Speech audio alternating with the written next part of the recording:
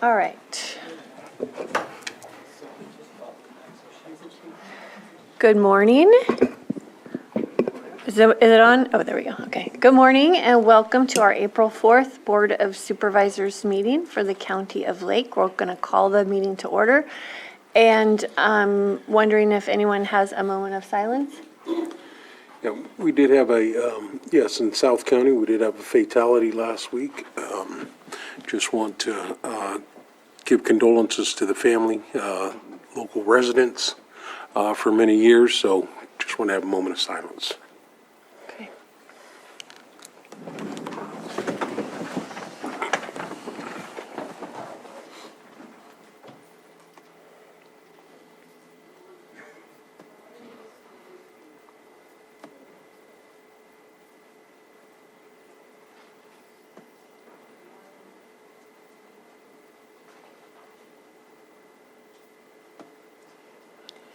Captain Taylor, do you want to lead us in the pledge?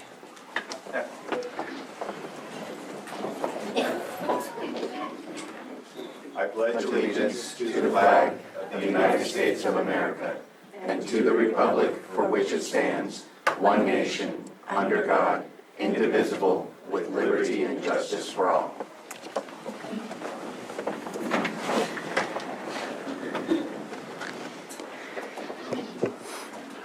Do we have any extra items this morning? I have none.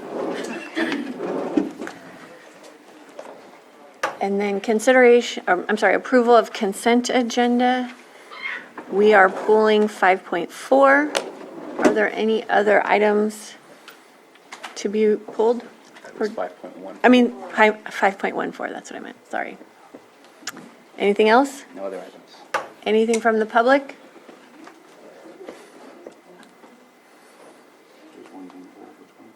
5.14. 1.4? Okay, then I will bring it back to the board. Madam Chair, I'd like to make a motion to approve consent agenda items 5.1, 5.2, instead of reading them out, sorry, 5.1 through 5.13. Second. All in favor? Aye. Aye. Opposed? Okay.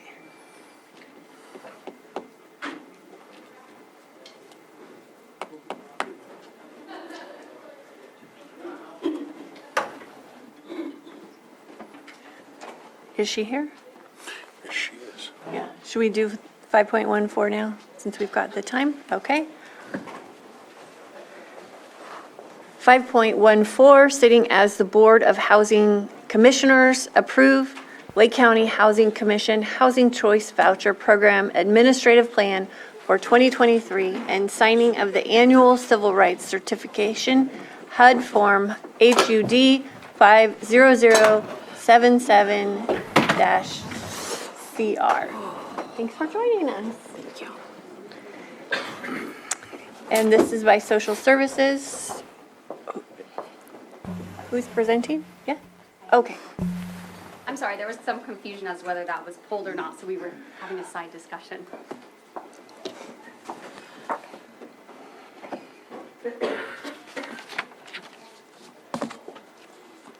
Good morning, Board. My name is Lisa Faracco. I'm the Program Manager for Housing at the Department of Social Services, the agency that oversees the Public Housing Authority for Lake County. I'm joined by Teresa Wold, our Housing Program Coordinator. Today, we are seeking approval from your board, sitting as the Board of Housing Commissioners, for the 2023 Administrative Plan.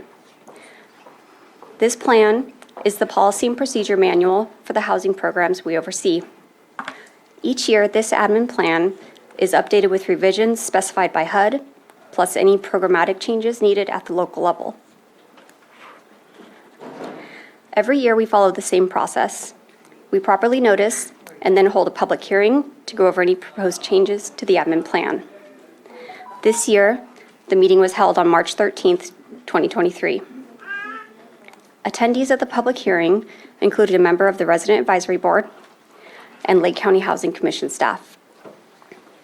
During the meeting, staff gave a presentation detailing the proposed changes from the 2022 admin plan to the 2023 admin plan. Prior to that public meeting, we had a 45-day public comment period. The proposed plan was posted, all 500-some pages of it, and it was available for any member of the public who wished to read it and provide comments or recommendations. The Housing Commission received no comments regarding the proposed plan.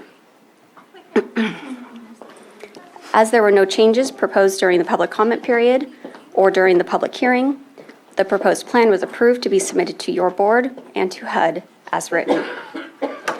Additionally, the Public Housing Authority is requesting that the Chair of the Board of Housing Commissioners sign our annual Civil Rights Certification form. This form is required by HUD and is basically a statement verifying that we will perform our duties as required by HUD. I included in the packet submitted to your board a list of changes made to the annual admin plan. There were many required changes this year.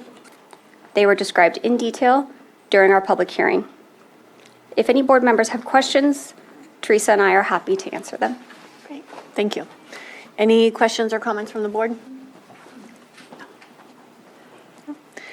Any from the public? I'm not seeing any. Okay, we'll bring it back to the board.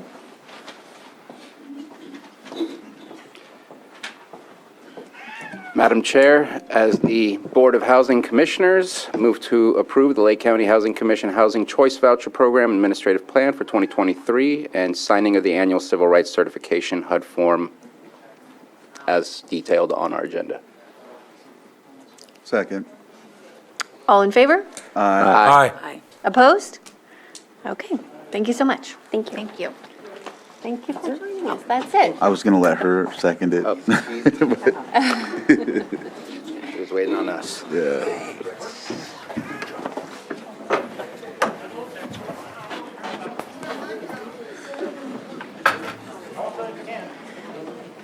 All right, 9:06 a.m. public input. Do we have anyone from the public in the chambers? I got girls at home too, huh? They're just waving. Not seeing any in the Zoom room, okay. Then we will move on to our 9:07 item pet of the week.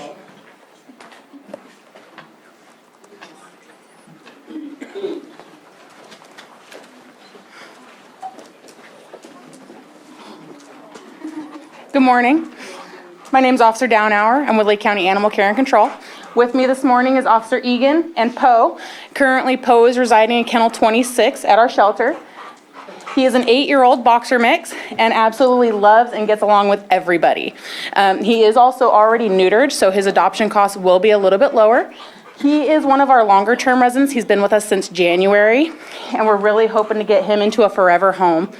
If anybody has any questions or would like to come and meet Poe, we're located at 4949 Hellbush Drive here in Lakeport, right behind the county jail. Or if you just want to go ahead and give us a call, 707-263-0278. Okay, thank you. I know, you're a good boy. Okay. Not done. Can I say bye? Hang on. Thanks for coming in. It was good to see you. Thank you. Okay, our 6.3 item, 9:08 a.m. is our National Poetry Month Poem of the Week from the library.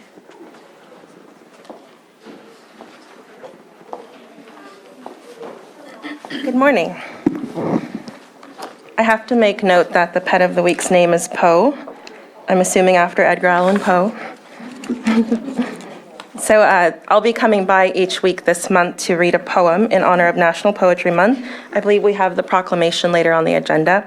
So I thought I'd give an easy introduction to poetry. This is not one of my own poems, but by Billy Collins. This is Introduction to Poetry. Sure. Can we just get your name first for the record? Oh, and I'm the Lake County Poet Laureate, Georgina Marie Guardado. Thank you. Introduction to Poetry by Billy Collins. I ask them to take a poem and hold it up to the light like a color slide, or press an ear against its hive. I say, drop a mouse into a poem and watch him probe his way out, or walk inside the poem's room and feel the walls for a light switch. I want them to water ski across the surface of a poem, waving at the author's name on the shore. But all they want to do is tie the poem to a chair with rope and torture a confession out of it. They begin beating it with a hose to find out what it really means. Thank you. Thank you. Do we have any public comment on our poem?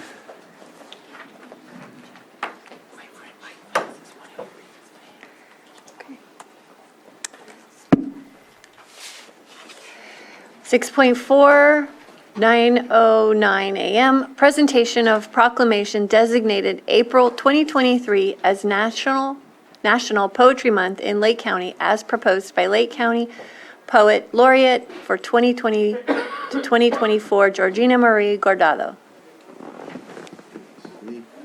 That's you, yeah.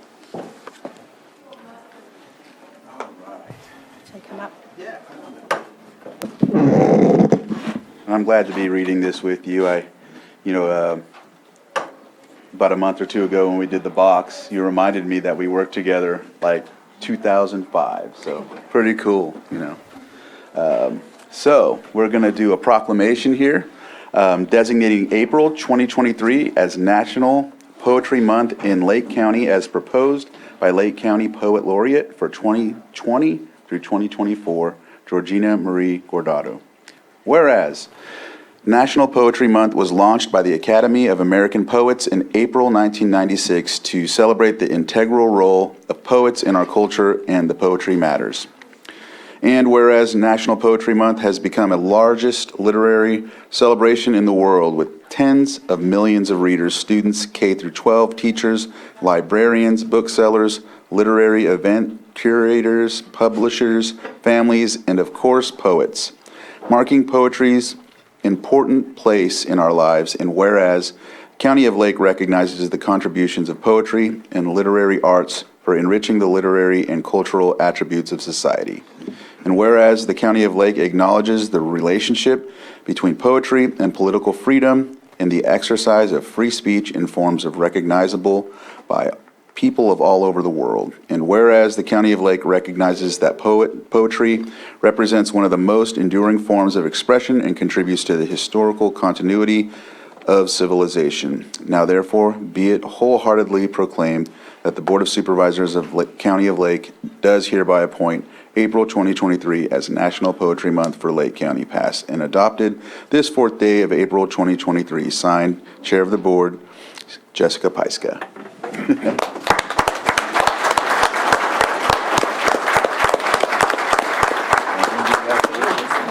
Would you like to say anything? So I'll just say quickly that I've been the Poet Laureate since 2020, right when the pandemic hit. It's been an interesting few years. This is my final year as Poet Laureate. So thank you to the Board of Supervisors for continuously promoting and supporting poetry. Thank you.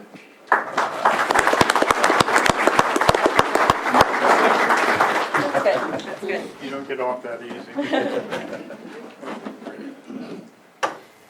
Oh, nice. Okay. Just do one more. Okay, terrific. Thank you. Do we have any public comment on this item? Okay, thanks.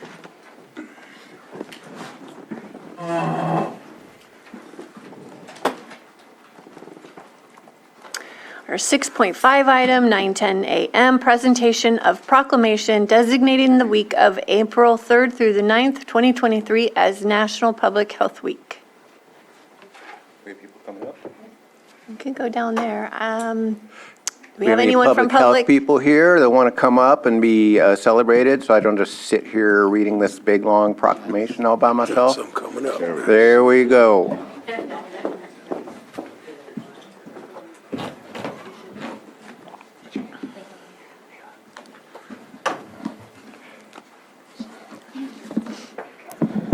I have before me the world's longest proclamation, so please bear with me. There's a lot going on in public health, right? So whereas this is a proclamation designating the week of April 3rd through 9, 2023 as Public Health Week. Whereas the week of April 3rd through 9, 2023 is National Public Health Week, and whereas the theme for National Public Health Week in 2023 is centering and celebrating cultures in health, And whereas the goal in National Public Health Week in 2023 is to recognize the contributions of public health in improving the health of the people of the United States and achieving health equity. And whereas the Administration Division is improving the health of Lake County by enabling each health services program to function in their purpose of promoting and protecting the health of local residents. Administration ensures accuracy and efficacy with spending county, state, and federal monies and reconciling grant and program documentation in order to allow health services staff to meet community members where they are and provide them with the means to achieve or maintain a state of well-being. And whereas the Environmental Health Division is improving the health of the people of Lake County through education and encouraging compliance with public health laws. Environmental health keeps community members safe by ensuring safety standards are met in retail food establishments, recreational pools, tattoo facilities, etc. for consumer protection. Proper handling, storage, and disposal of hazardous materials, landfills and solid waste, land use through septic system design to prevent sewage and wastewater exposure, and construction of wells to prevent contamination. And whereas the First 5 Division builds early childhood systems and supports needed to ensure Lake County's youngest children are safe, healthy, and ready to succeed in school and life. First 5 Lake works collaboratively with local, state, and federal agencies to provide resources, advocacy, and support to many local families. Hundreds of local families, as I just learned, through initiatives such as Smart Start, Eligibility Wizard, the Perinatal Mental Health Toolkit, the Lake Family Magazine, and Kindergarten Entry Developmental Profile. Families are provided information to ensure their children's well-being. I should make you hold this. And to access, no, it's fine. And to access locally available resources and services. First 5 Lakes' vision is that one day the success of Lake County will be measured by the well-being of its youngest children. And whereas the Public Health Division is improving local health outcomes by providing information, resources, access, and services to Lake County community members.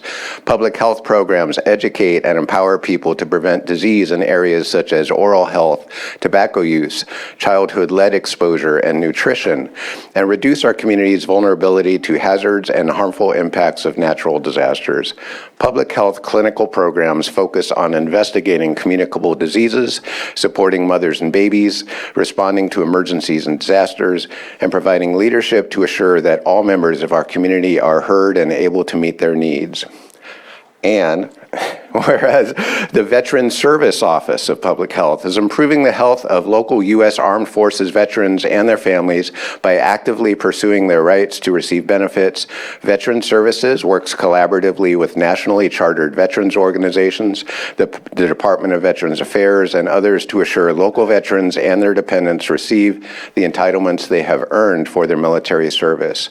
The Veterans Office has worked tirelessly to provide thousands of local families access to health benefits and has helped veterans across the world access millions of dollars in retroactive benefits. And whereas the County of Lake Health Services Department has commenced diversity, equity, and inclusivity initiatives to actively promote policies, systems, and services that enable good health and seek to remove obstacles and systemic and structural barriers such as poverty, racism, gender discrimination, and other forms of oppression that have resulted in health inequities.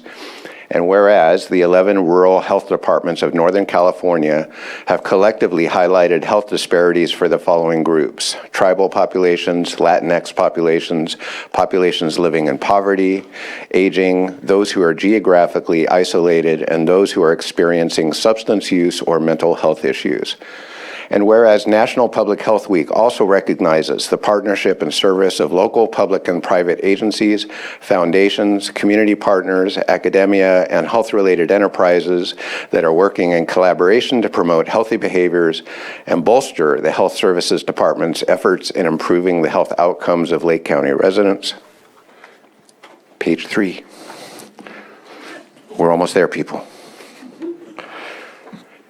Now therefore, be it proclaimed that the Lake County Board of Supervisors does hereby designate April 3rd through 9, 2023 as Public Health Week and urges Lake County citizens, everybody here, to join in this important observance. Passed and adopted this 4th day of April 2023. Signed, Jessica Paiska, Chair, Board of Supervisors. Let's all get healthy, people.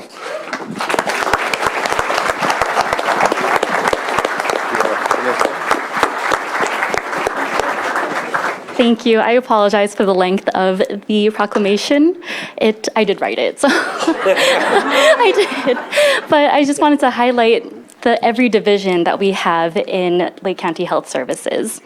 And so, sorry, I timed myself for my talk. It's 2 minutes. It's really short, I swear. I'm Layla Romero. I am Lake County's Health Equity Program Coordinator. And I want to thank you all for joining us in acknowledging and celebrating our department's hard work and commitment to our county's health. I'd also like to take this opportunity to thank all the agencies, organizations, and individuals who work with us as our partners and stakeholders. Public health is so much bigger than just our department. As you heard, we have a very big department, and each division works collaboratively. Take the social determinants of health. They're the factors in our environment that affect health and quality of life. And the 5 domains are economic stability, education access and quality, healthcare access and quality, neighborhood and built environment, and social and community context. Looking at this bigger picture, it's almost hard to find someone who isn't contributing to Lake County's health.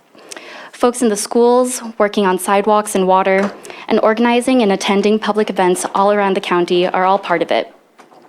So to everyone in Lake County working towards our community's health, even if they don't know it, thank you, and this week is for you too. As you heard in the proclamation, in public health work nationwide, health equity has become a priority. Health equity strives for every person to have the opportunities and resources they need to attain their highest level of health. This means acknowledging the health disparities in our community and the systems that create them, as well as listening to the affected populations as how we can support taking down barriers. So I invite everyone to join Health Services Department in re-examining ourselves and our systems and committing to achieving health equity. Thank you. Thank you. Your time.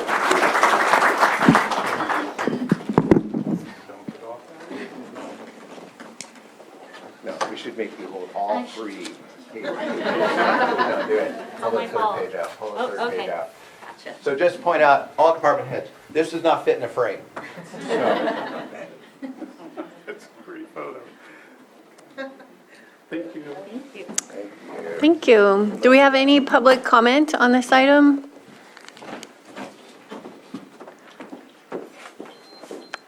Okay, thank you so much.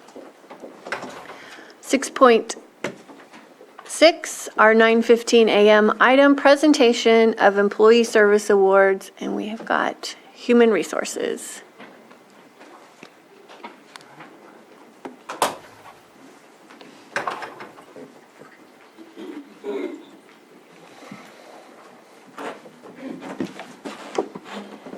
Good morning, everybody. Pam Samek, Director of Human Resources, and I have Cherish with me, who helps create the presentation, all of the service awards, and puts this all together for us. So twice a year, we like to come together to honor everybody who has hit 5, 10, 15, and increments of 5 years of service. We will have the department heads or designee come up and read the names of those we are celebrating this year. We thank you all for your contribution and your service to the county. First, we have admin.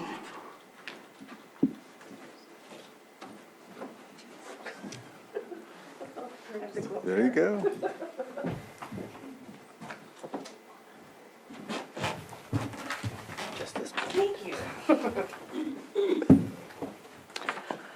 So the first person, oh, there he is. Well, come on up. Come on up. This is your team. Come on up. Sorry, everybody. Don't take that. So first up, Christine Hutt, Admin Analyst 1, 5 years.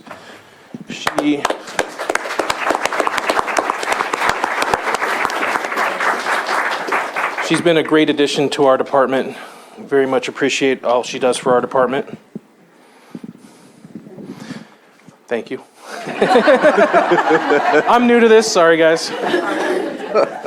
Next up is Leon Ripplinger. He's been with our department for 15 years. He's our mail clerk.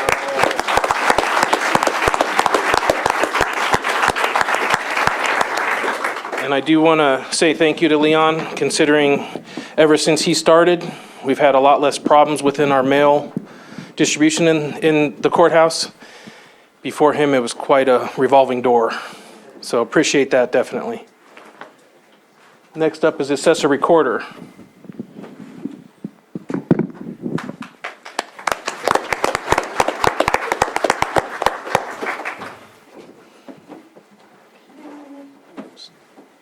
Apparently, they're not participating, so back to you, Stephen, with Really?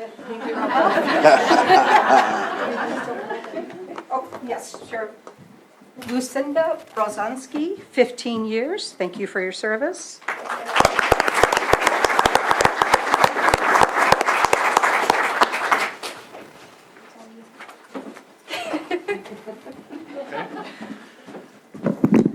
Apparently, I might be up here a lot today. So as the interim behavioral health director, I have the pleasure to introduce Irvin Collins, behavioral health clinician, 5 years.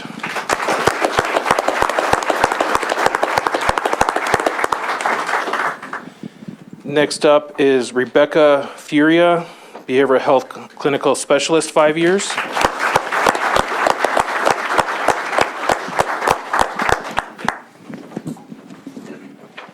Thank you. And then there's Brian Pearson, mental health case manager, 5 years.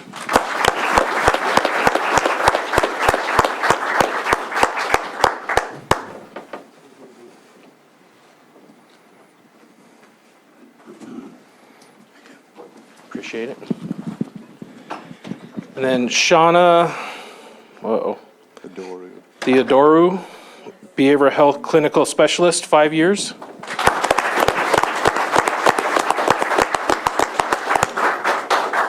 Did I sort of get that right? Yeah, you did better than some. Thank you. And then for 20 years, we have Scott Abbott, behavioral health program manager.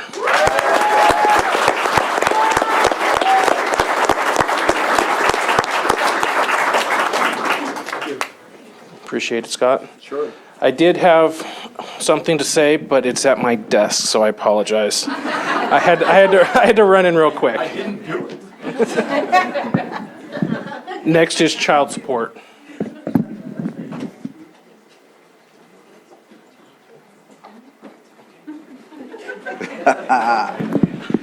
For child support, Sherry, Cardono, child support assistant 2, 10 years.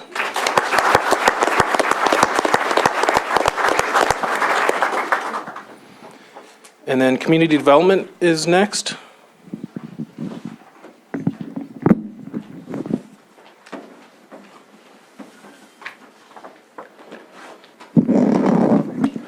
Bill Collins, Chief Building Official. Jack Smalley, 5 years, Plan Examiner 2. Longest tenured building guy.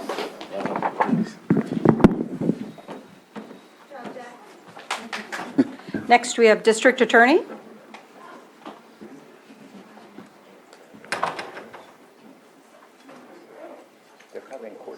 Okay.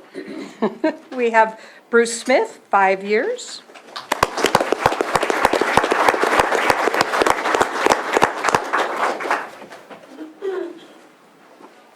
Jamie Nunn, 10 years.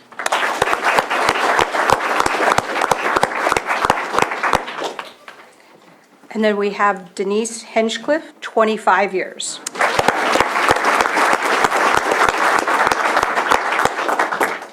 Next department is probation.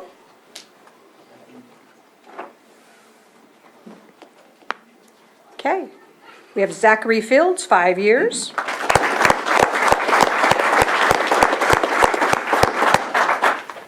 Next up, we have public health.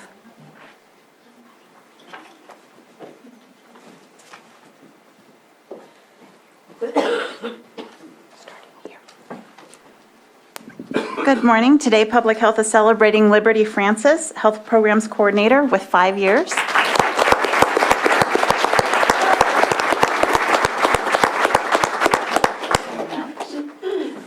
And Crystal Williams, Staff Services Analyst 2 with 10 years.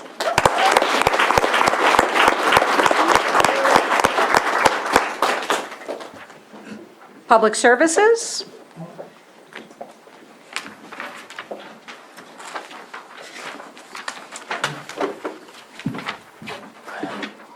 All right.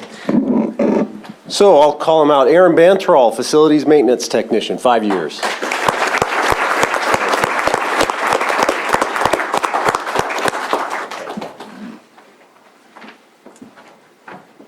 Charles Claybon, Landfill Heavy Equipment Operator, 5 years.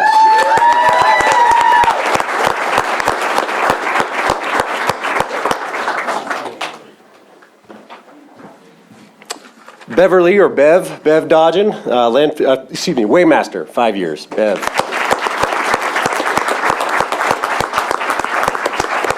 Coming down here. I feel like there's a wall in between us. Thank you. Okay, thanks. Let's see. Okay, Celia Hoberg, Staff Services Specialist, 5 years.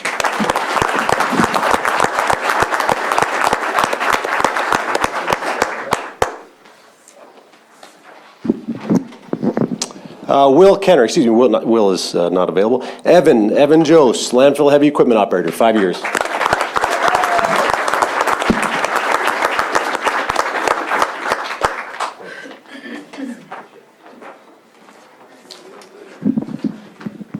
And it probably says Jesse, but Clark McAbee, Museum Curator, 5 years.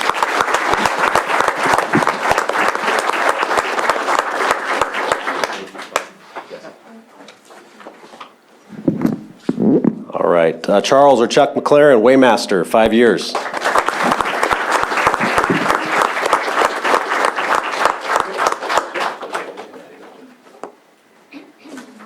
All right, and 20 years, Chris Bird, Landfill Manager. Thank you.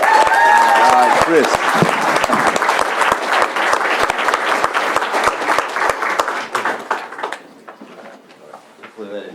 Where's the Beastie Boys act, Chris? Next, we have Public Works.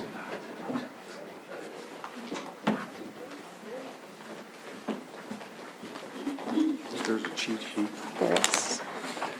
Should be big enough to read without glasses. I appreciate that. Do I need to hold it back here? No, I'm good. Said I hope there's a cheat sheet. All right, first up, 5 years, Eddie Peregrina.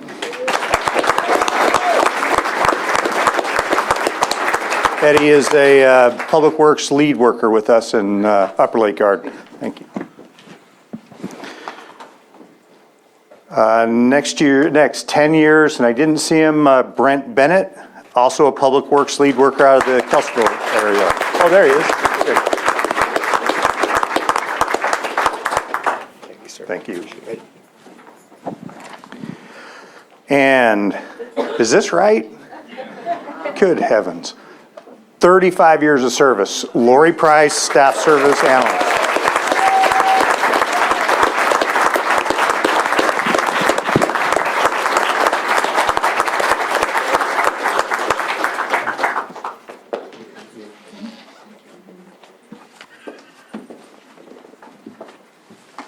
Next up, we have the Sheriff's Department.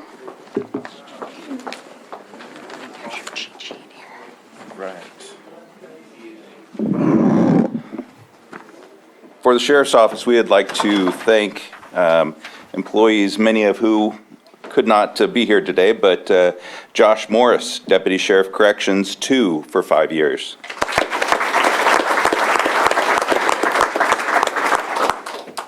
Laura Naj, a Law Enforcement Records Technician, Senior, 5 years.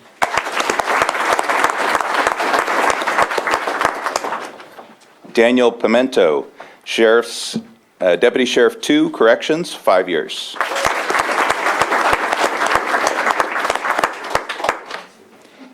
David Pike, Deputy Sheriff 2, 5 years.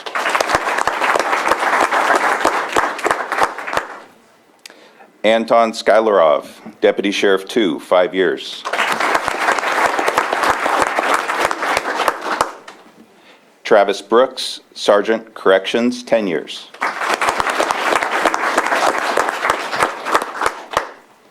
Marco Stellatori, Deputy Sheriff 2, 10 years.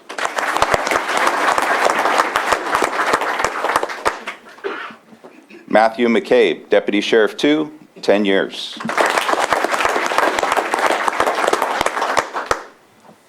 Milton Ryan, Deputy Sheriff 2, 10 years.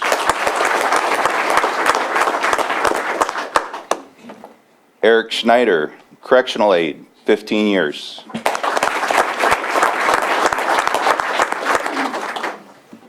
Jose Zapata, Deputy Sheriff 2, 15 years.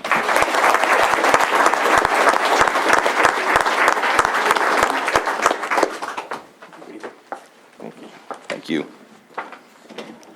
And Hank Comstock, Deputy Sheriff 2, Corrections, 25 years.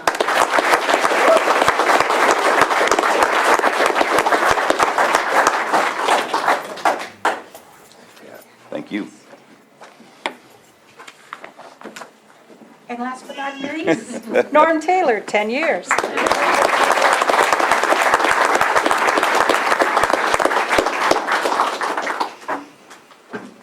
Next, we have social services.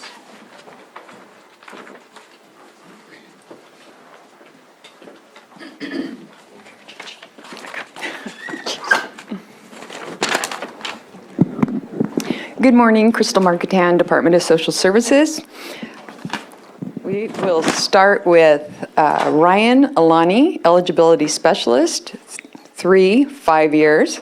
Ryan here? Jennifer Blaha, Public Authority Specialist, 5 years. Amber Davis, Deputy Social Services Director, Child Welfare, 5 years.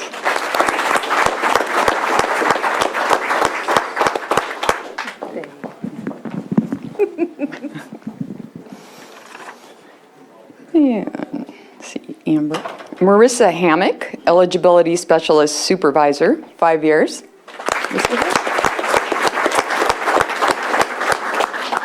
Jennifer Powell, Eligibility Specialist 2, 5 years. Lynette Terry, Staff Services Specialist, 5 years.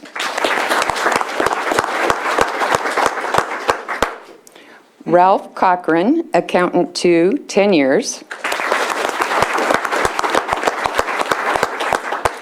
Tara Gandolfo, Office Services Supervisor, 10 years. Jessica Holloway, Staff Services Analyst 1, 10 years.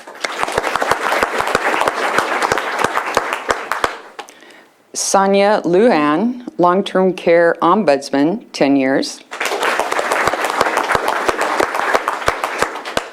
Kelly Page, Deputy Social Services Director, Administration, 10 years.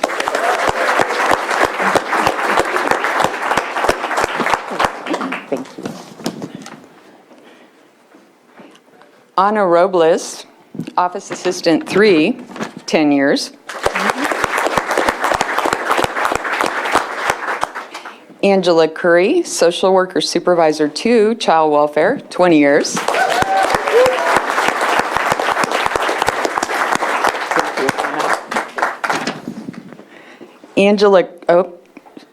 Back up. Rachel Dillman Parsons, Program Manager, 20 years.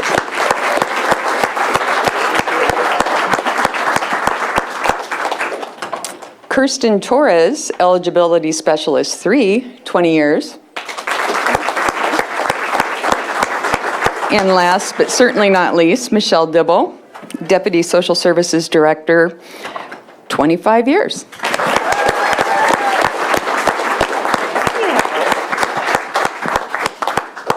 Thank you. Next, we have special districts.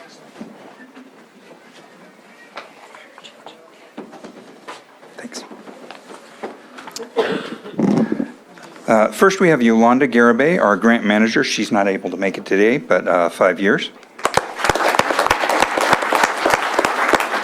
And then Cassandra Benitez, accountant 1, 10 years.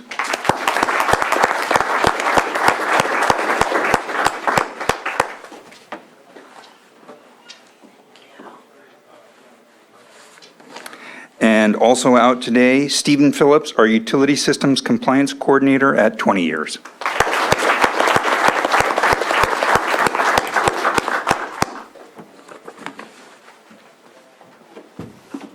Next, we have U.S. Cooperative Extension. We have Shauna Labash, 15 years. And next, for the department heads, Jessica, would you like to present with us?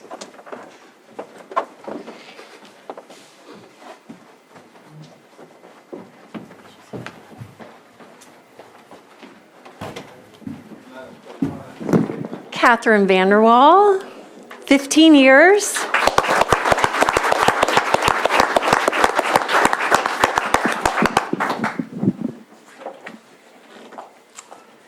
Congratulations.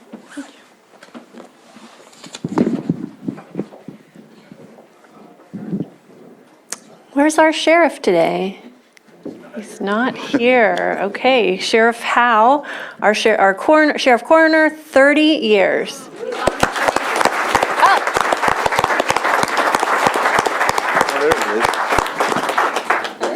Okay. It's on Zoom. Oh, he's with us. Congratulations, Sheriff. Thank you so much. Thank you. I appreciate the acknowledgement.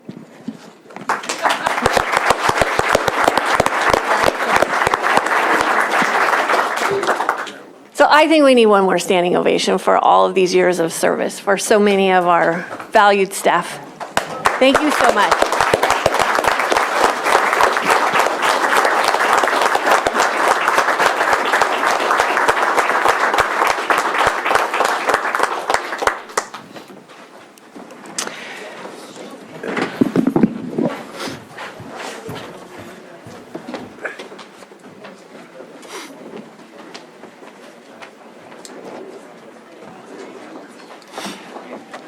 Thank you all for coming in today.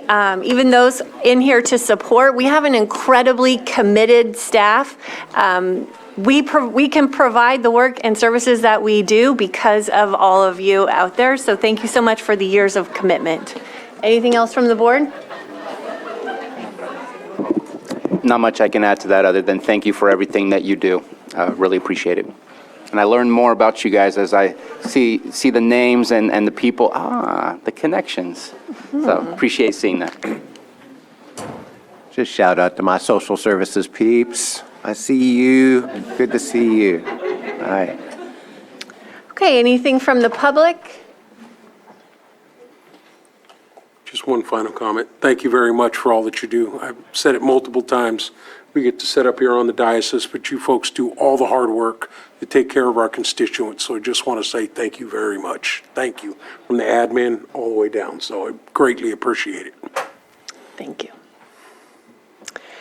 Okay, then we will move on to our 6.7 item, 9:19 a.m., presentation of proclamation designating the month of April 2023 as Child Abuse Prevention Month. If anyone's going to come on up, many people as possible. And I thought I saw there was a little one in the room earlier. I didn't.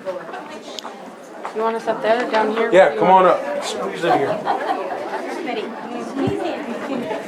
Kind of there in front of the board. That's approved. Oh, boy. I don't know if we're gonna make it. Maybe right along there, yeah. That'd be good. Because we need to get, oh, it's right in front of the board right there. Stay close. Well, then you better stay. Awesome. Yeah, no, open the doors. Good, man.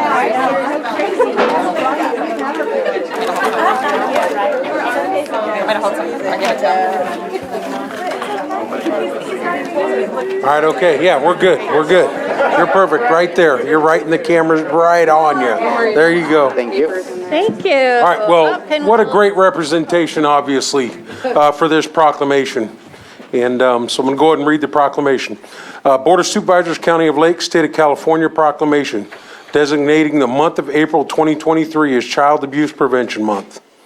Whereas over 3.6 million children are reported abused and neglected in the United States each year, and it's estimated that over 1,750 children died from abuse and neglect in a single year.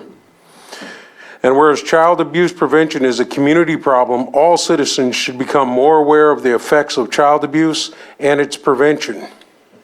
And finding solutions depends on the involvement of people throughout the community, and communities must make every effort to promote programs and activities that create strong, thriving children and families. And whereas effective child abuse prevention programs succeed because of partnerships created among social service agencies, schools, religious and civic organizations, law enforcement agencies, the business community, and supporting parents in raising their children in a safe and nurturing environment.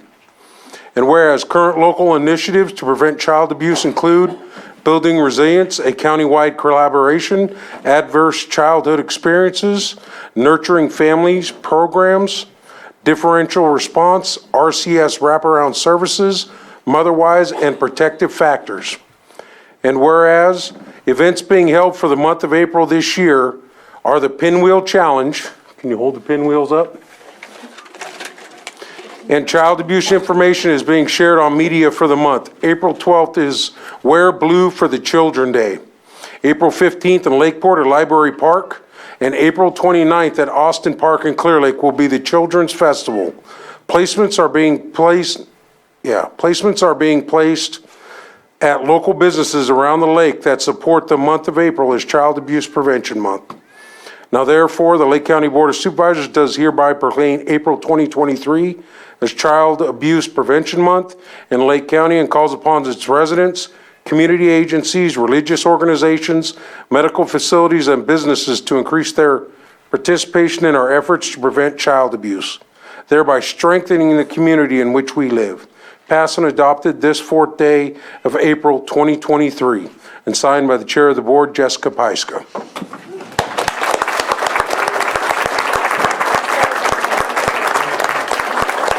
I'll hold on to this.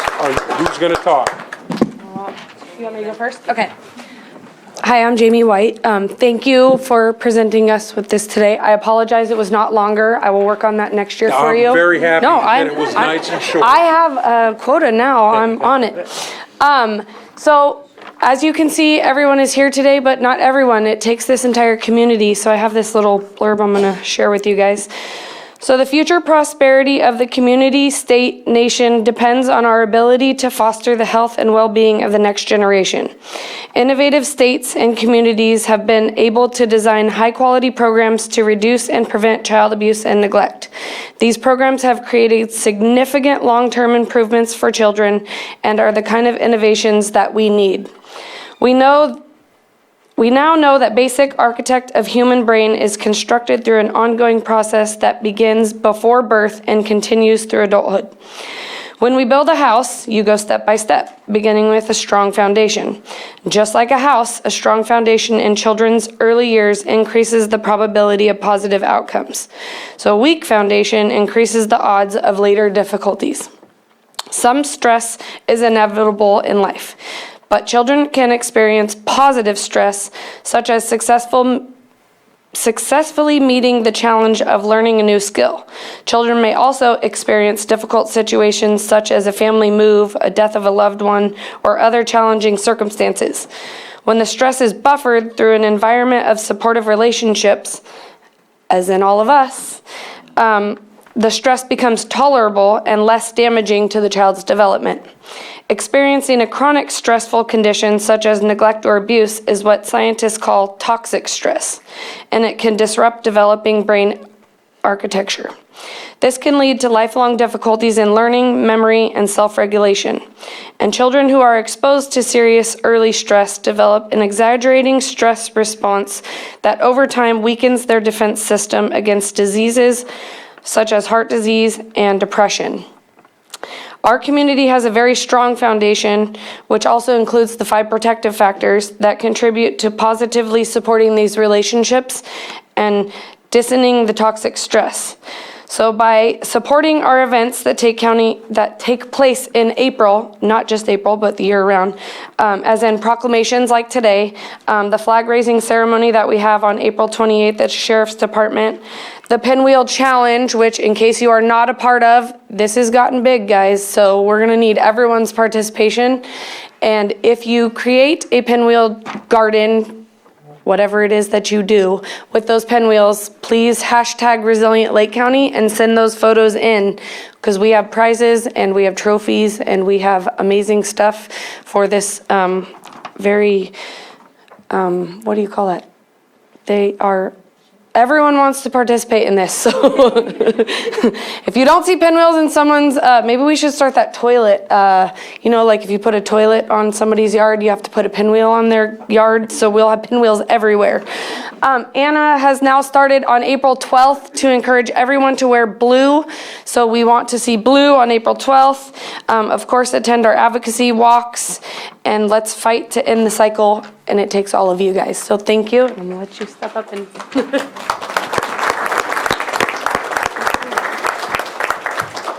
Going to kind of speak sideways so we can look at everybody at the same time. I'm Kim Costa. I am one of 2 program managers with Lake County Child Welfare Protective Services. And I'm Mary Pagan, here to support Kim today. The other program manager. The other program manager. We just wanted to say a little something about child welfare services. Lake County Child Welfare partners with local tribes, public agencies, schools, community-based organizations, and law enforcement to protect children at the highest risk of abuse and neglect, and to intervene when needed to ensure that children do not remain in harmful situations. Child welfare social workers engage families in effecting positive change and seek to preserve the integrity of family systems and tribal connections while ensuring safety from abuse and neglect. Lake County Child Welfare appreciates and acknowledges the efforts of all community partners in keeping our children safe and preventing child abuse. Additionally, we thank this board for recognizing the importance of these prevention efforts for our county's children and families. Thank you.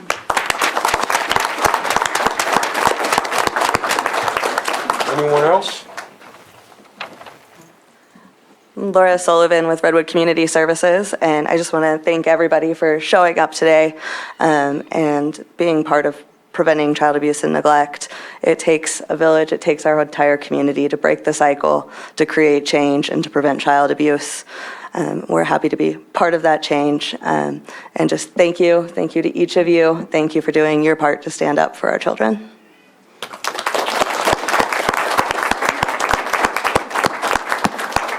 Okay, with that, we're going to get a picture, but I do have one final comment. Key word, breaking that cycle. We all need to do that for the next 7 generations, support our children, our families, so we can make it better for the next generation. So thank you for all your hard work, everyone.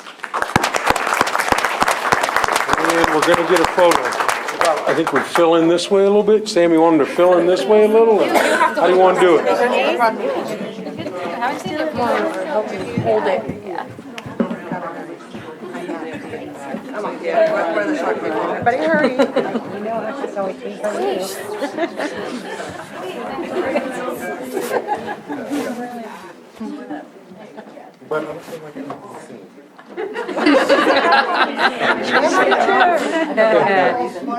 Do this.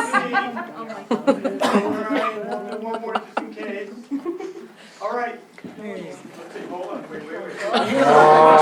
Don't move, don't move. Finger in the way? I'll just hold it from the top. We got it. Thank you very much. Thank you.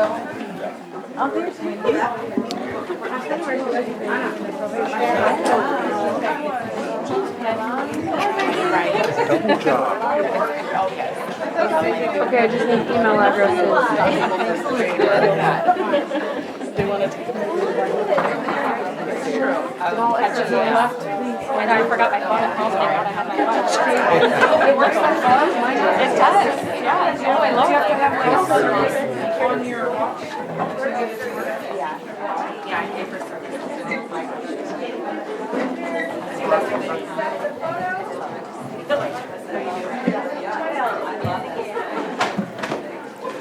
Okay, we will move on to our 6.8 item. Our 9:20 a.m. item, presentation by the Child Care Planning and Development Committee. Good morning. Hopefully this is not too, okay, can you guys hear me okay? Good morning. My name is Angela Cuellar Marroquin. I am the Child Care Planning Council and our Lake County Quality Counts Program Director at the Lake County Office of Ed. As you may know, our Child Care Planning Council is approved by you, the Board of Supervisors, and I'm here just to give you a little bit of an update of all the work that we do, including the work I do with the Children's Council as well. Our biggest work right now is we are working on our master plan goals, which include our promoting availability and accessibility of quality childcare, early education, and support services throughout Lake County. We're promoting quality and supporting resources for improving the quality childcare and early education available in Lake County, and promoting the importance of the childcare and early education industry throughout our county. We are currently getting ready for our 15th annual Early Educators Award Dinner. We host this to honor our early educators and to appreciate all the hard work that goes into working with our county's youngest population, which is the 0 to 5-year-olds. We gather sponsorships from local businesses to host this every year. And we have a really good support system, so we're able to do this every year, and we do a whole nomination project to gather all those people. We just listed our 66 nominees this year on our Lake County Child Care Planning Council page, as well as our LCOE page. We also host a variety of professional development opportunities for our early educators, so we're tasked with making sure that we're providing as many protective factor trainings, trauma-informed care, social and emotional learning, math, music, everything that goes into providing quality high childcare. And that includes from the infants to preschools, TK, and kindergarten teachers as well. We host once, sometimes twice a year. We do a bigger conference where we bring in keynote speakers from sometimes anywhere from Texas to Tennessee. I bring different providers or keynote speakers that come and speak to our early educators. And usually we get about 100 to 120 teachers, providers at those conferences, which is pretty big for us. We also get people from neighboring counties because we open it up to our region, which is from Del Norte all the way to Marin County. We also currently have the grant from First Five Lake for Lake Bloom, and we just started the Lake Bloom en Español page for our programs to make sure that all of our communities are being reached. So we have been printing out, if you haven't seen it yet, for the last few years, we've been printing the Bloom into Kindergarten book and of course our Bloom into Kindergarten book in Español. So we have it in both languages, and this is a strategies book for parents to get their children ready for kindergarten. We have been spreading this book out now for about 5 years. Every year we kind of update it with anything new and pertinent for parents to learn on what they need to do to get their children ready for kindergarten. It's a big Facebook page, and we push milestones, developmental areas for children to continue to grow and bloom so that we are not missing anyone. We are currently running our local quality counts program through a different grants given by the state as well as First Five California. We support our participants in achieving their quality improvement goals to better serve children 0 to 5 years old. Just by participating in this program, they are committing to providing quality care.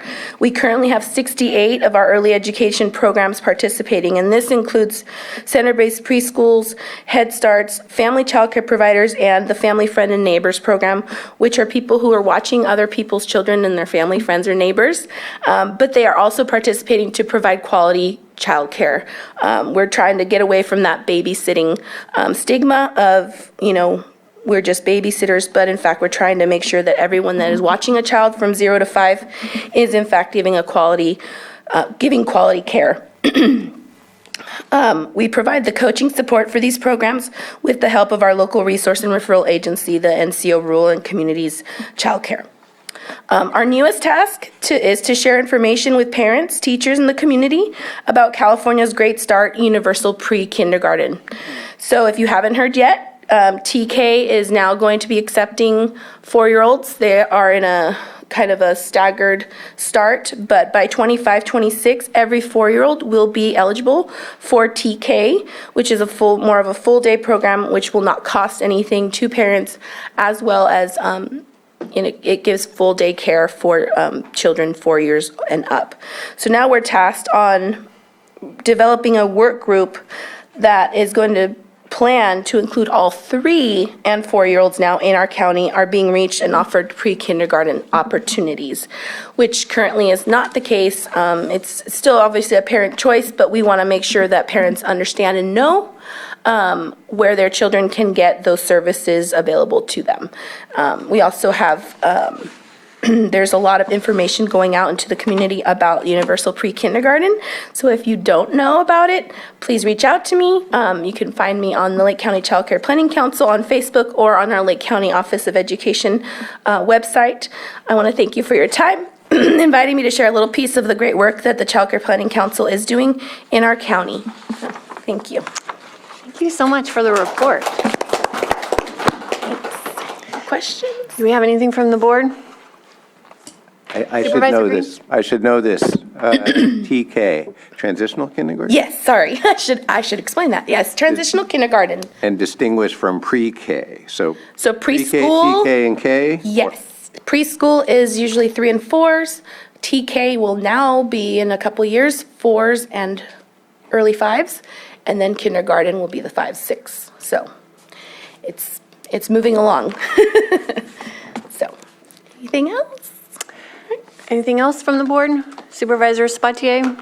I'll just add to appreciate the work that Bloom is doing. I was there when we approved for the grant from First 5.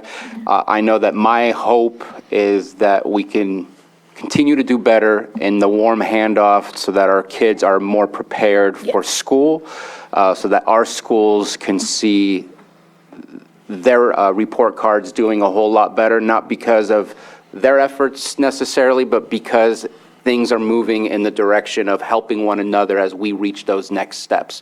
Our schools are trying to help for whatever kids need to do afterwards, which is college, technical schools, or working. We need to prepare our kids, but we need to prepare the 0 to 5 as best as possible for school, and this program absolutely does that, so I appreciate it. Thank you. Appreciate that. We're just trying to work with families as well to try to promote that a little more. As a young mom myself, when I started, I was raising a child as a child. So these resources, I think, have become very, very much more helpful in our community to support that. And parent support is, I think, what's needed in education. So I appreciate all the support. There is one thing that I hope we continue talking about. I know First 5 will be continuing the discussion, and that's the 0 to 3, where daycare or preschool or other things or preschool is not available, but our daycares took a huge hit during our COVID. They did, and they're coming back. So we need to make sure signed that on about we 7 continue. now Good. in the last week. In the last So week. we're going. Great, that's great news. Yes. So are we back to pre-COVID levels? I would have to check with Jamie at NCO, but we're definitely getting up there. Okay. So I think it was about 70 something, and I think we're probably at about 60 or so more now. So we're getting there. We're getting close. Yeah. That's excellent news. Thank you. Do we have anything from the public? All right, and bring it back to the board. Any final comments? Yeah, I wanted Supervisor to Crandall? say thank you for this presentation.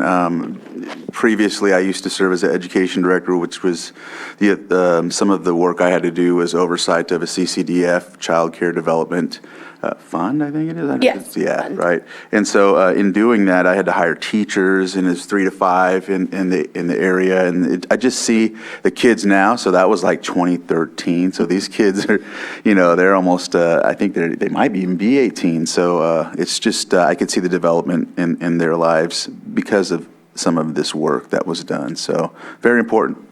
Thank you. My first preschool class is graduating high school this year, so See? I'm like, wow, that makes me feel old, but at the same time, I'm very proud that, they got those earlier years first.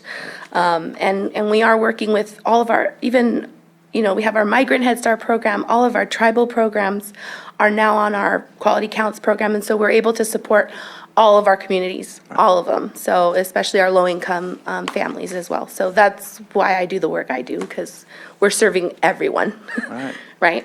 So thank you. Fantastic. Thank you so much. Thank you. And thank you, Anna.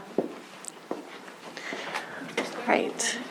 We'll move on to 7.2, review and consideration of increasing the maximum monthly county contribution of insurance coverage for each employee enrolled in a county-sponsored group medical, dental, vision insurance plan effective July 1st, 2023. You can't leave now. No, I would assume Pam would be here too. Is she on her way? No, she's coming. Okay.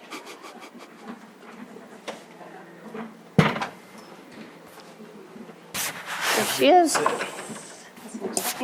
So fast. We are moving along today.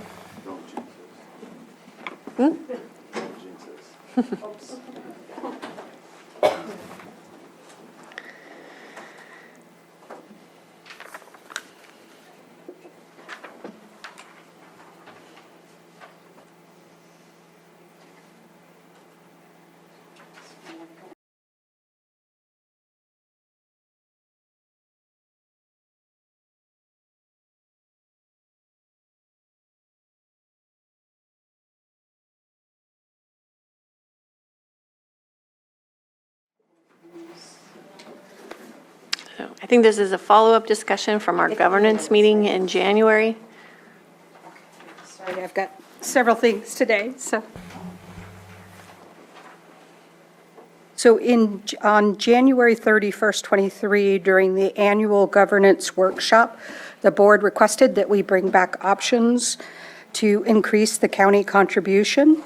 Listed below are a couple of illustrated options for your consideration, $1,200, $1,300, and $1,500.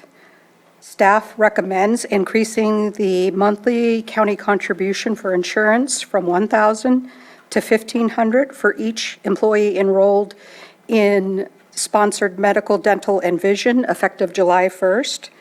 In order to make this benefit available to all employees, staff is recommending that the board authorize the county administrative officer to execute resolutions for confidential units A and B to increase the monthly contribution and execute side letters for units 3, 4, and 5, 6, 8, and 10. This does not change the 80/20 for Unit 17 and Unit 16.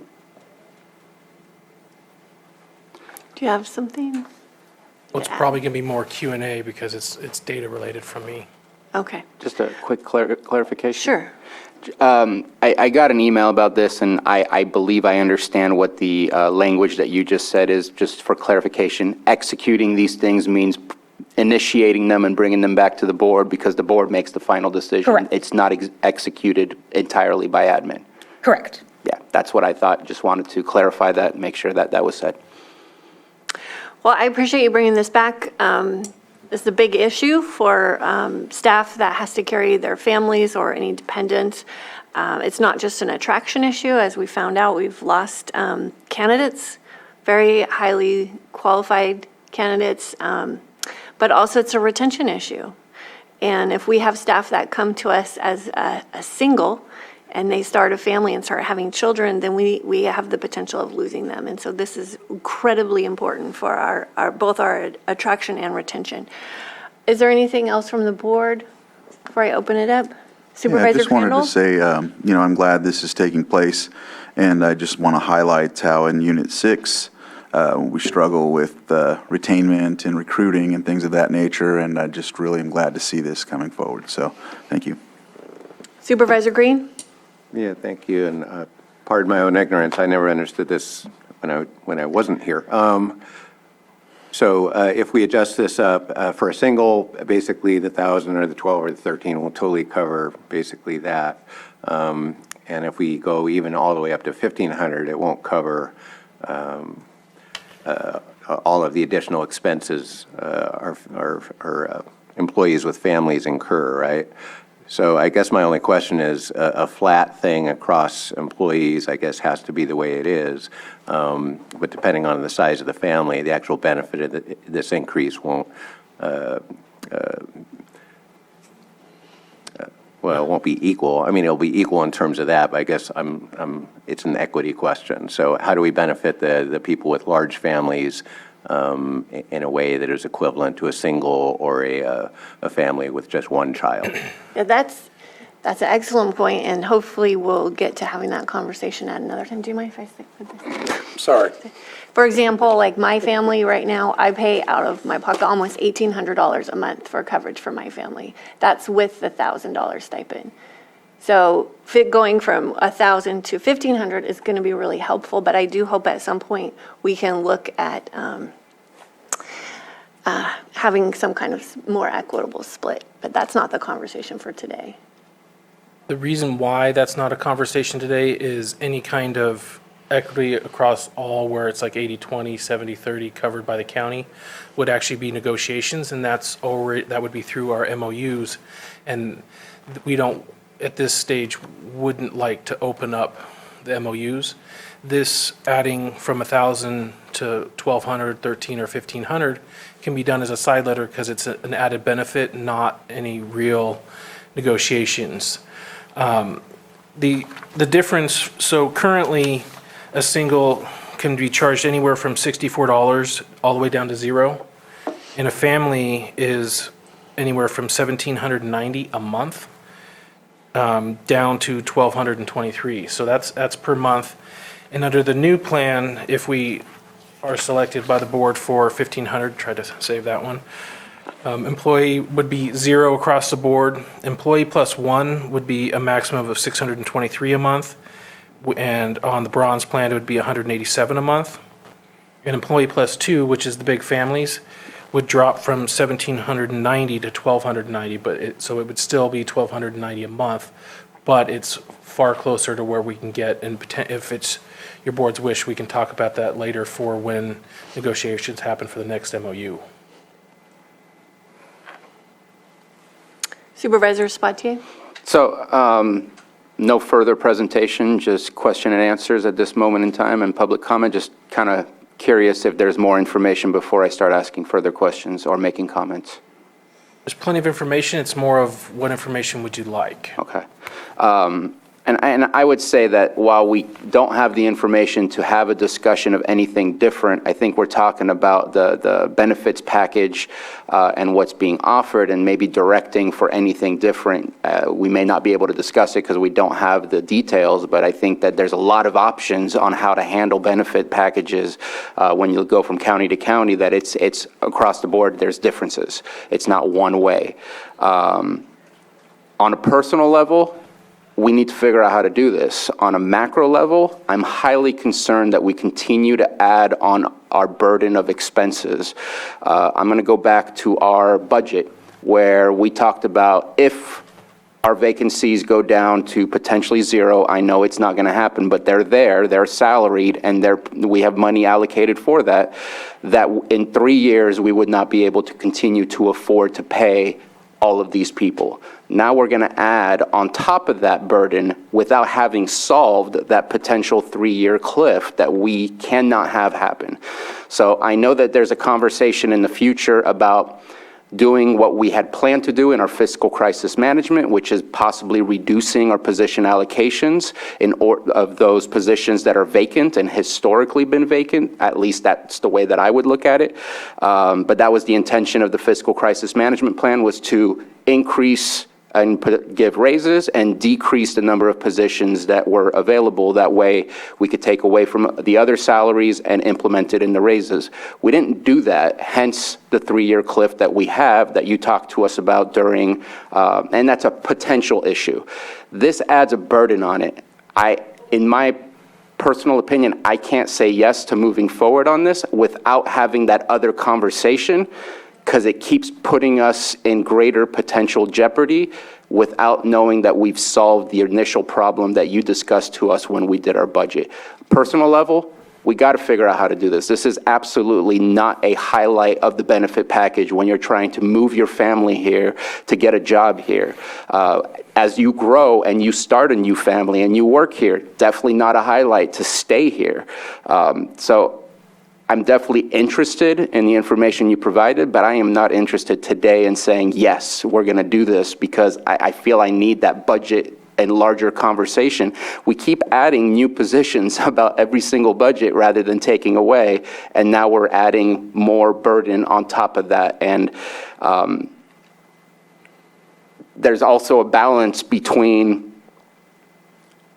what we're providing to the public versus what we're providing to ourselves. And I know we need us in order to provide services to be rendered, but we've also given about $16 million in the past 2 years directly to our staff in order to have retention, in order to help with recruitment.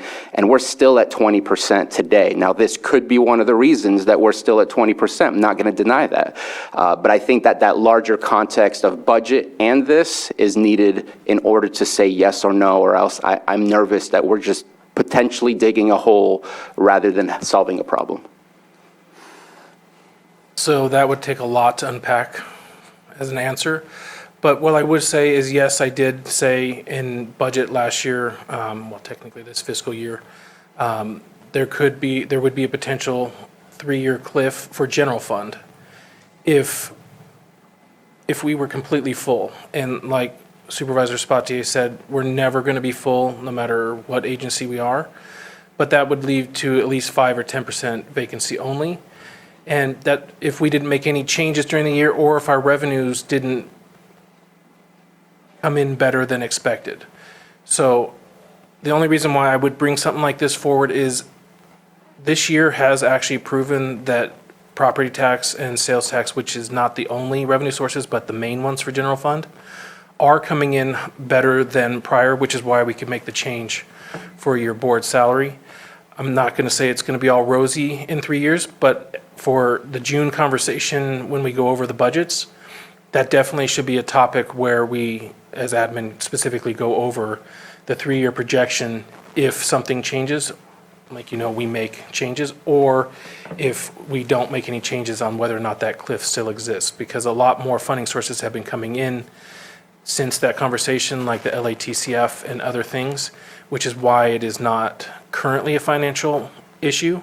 But that doesn't mean down the road in 3 to 5 to 10 years, if those extra funding sources don't come in, it could potentially be a problem. And that's the kind of analysis that needs to be presented during our June budgets. And I don't disagree. However, we are looking at high vacancies. We're having retirements. We're having really a difficult time filling key positions. I know CAO Parker lost candidates because of this package, and if we don't act, that's going to prolong this pain of not getting those seats filled. And maybe there's another option, because I actually do believe that employees should pay part of their benefits. And so maybe you don't shift this to everybody, but you shift the contribution to the Employee Plus One and family group. Because I don't think it's a hardship for employees to pay $100 a month for their benefits. And that's in the top tier plan. So we could look at other options, which we didn't do, in trying to increase some family coverage.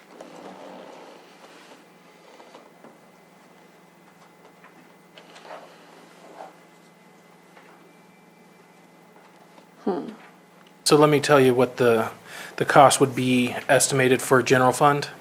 So if we move to 1,500 and all singles and everybody shifted over, it would be about $257,000 a year. And if, because of moving it from 1,000 to 1,500, if 25% of the current registered singles switch to family, it would be an additional $236,000. So a little under 500,000 is probably where we would end up if we made family plans enticing enough for families to actually enroll, which is not gargantuan, but countywide, it's over $1 million.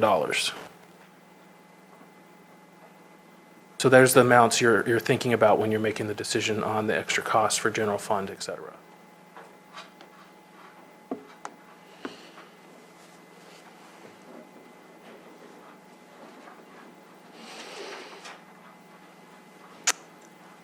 And since we're quiet, I'll say that the Oh, I'm sorry. county contribution as a whole is a little over 8.7 million a year for insurance as we stand now. Okay.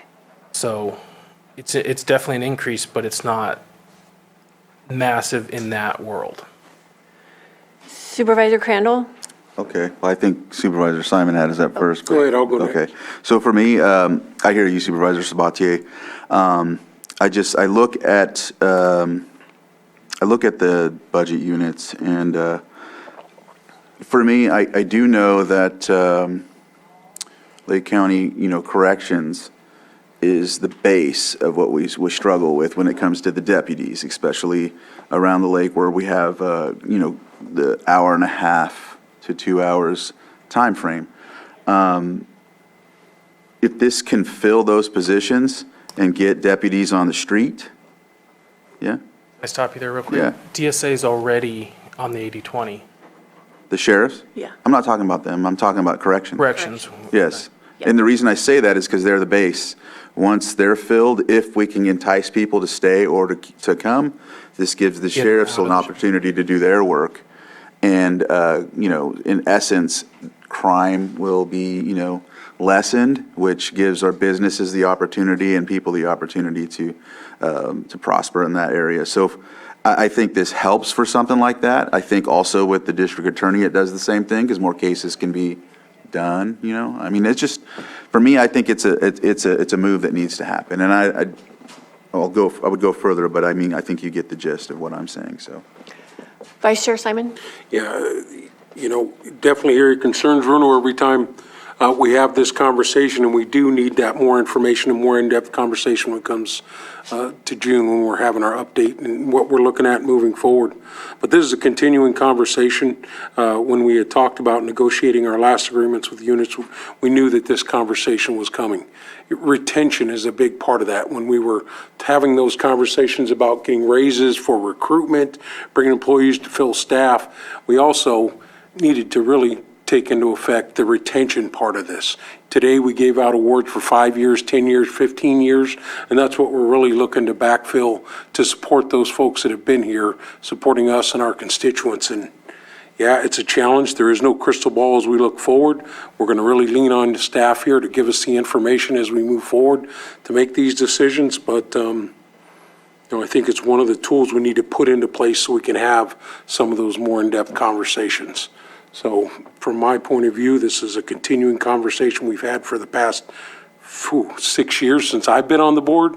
I know we'll be continuing with many other board members as we move forward, but I think this is a step in the right direction as we're moving forward. So I'm prepared to support this today.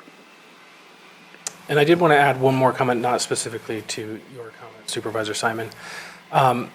If it's approved ahead of the budget, like it would be in this scenario, it's not necessarily that much added to the budget. The department, if they get a net county cost of $1 million, this would be part of it, and they have to build it into their budget. So it doesn't necessarily auto raise the overall budget by that amount. It just changes an expense potentially from somewhere else to there, unless we have the extra funds to actually increase their general fund contribution. Supervisor Sabatier? A couple of things. One, I believe that after asking enough questions that in a side letter, it does offer the opportunity for negotiations. Is that correct, that on the side letter that does exist?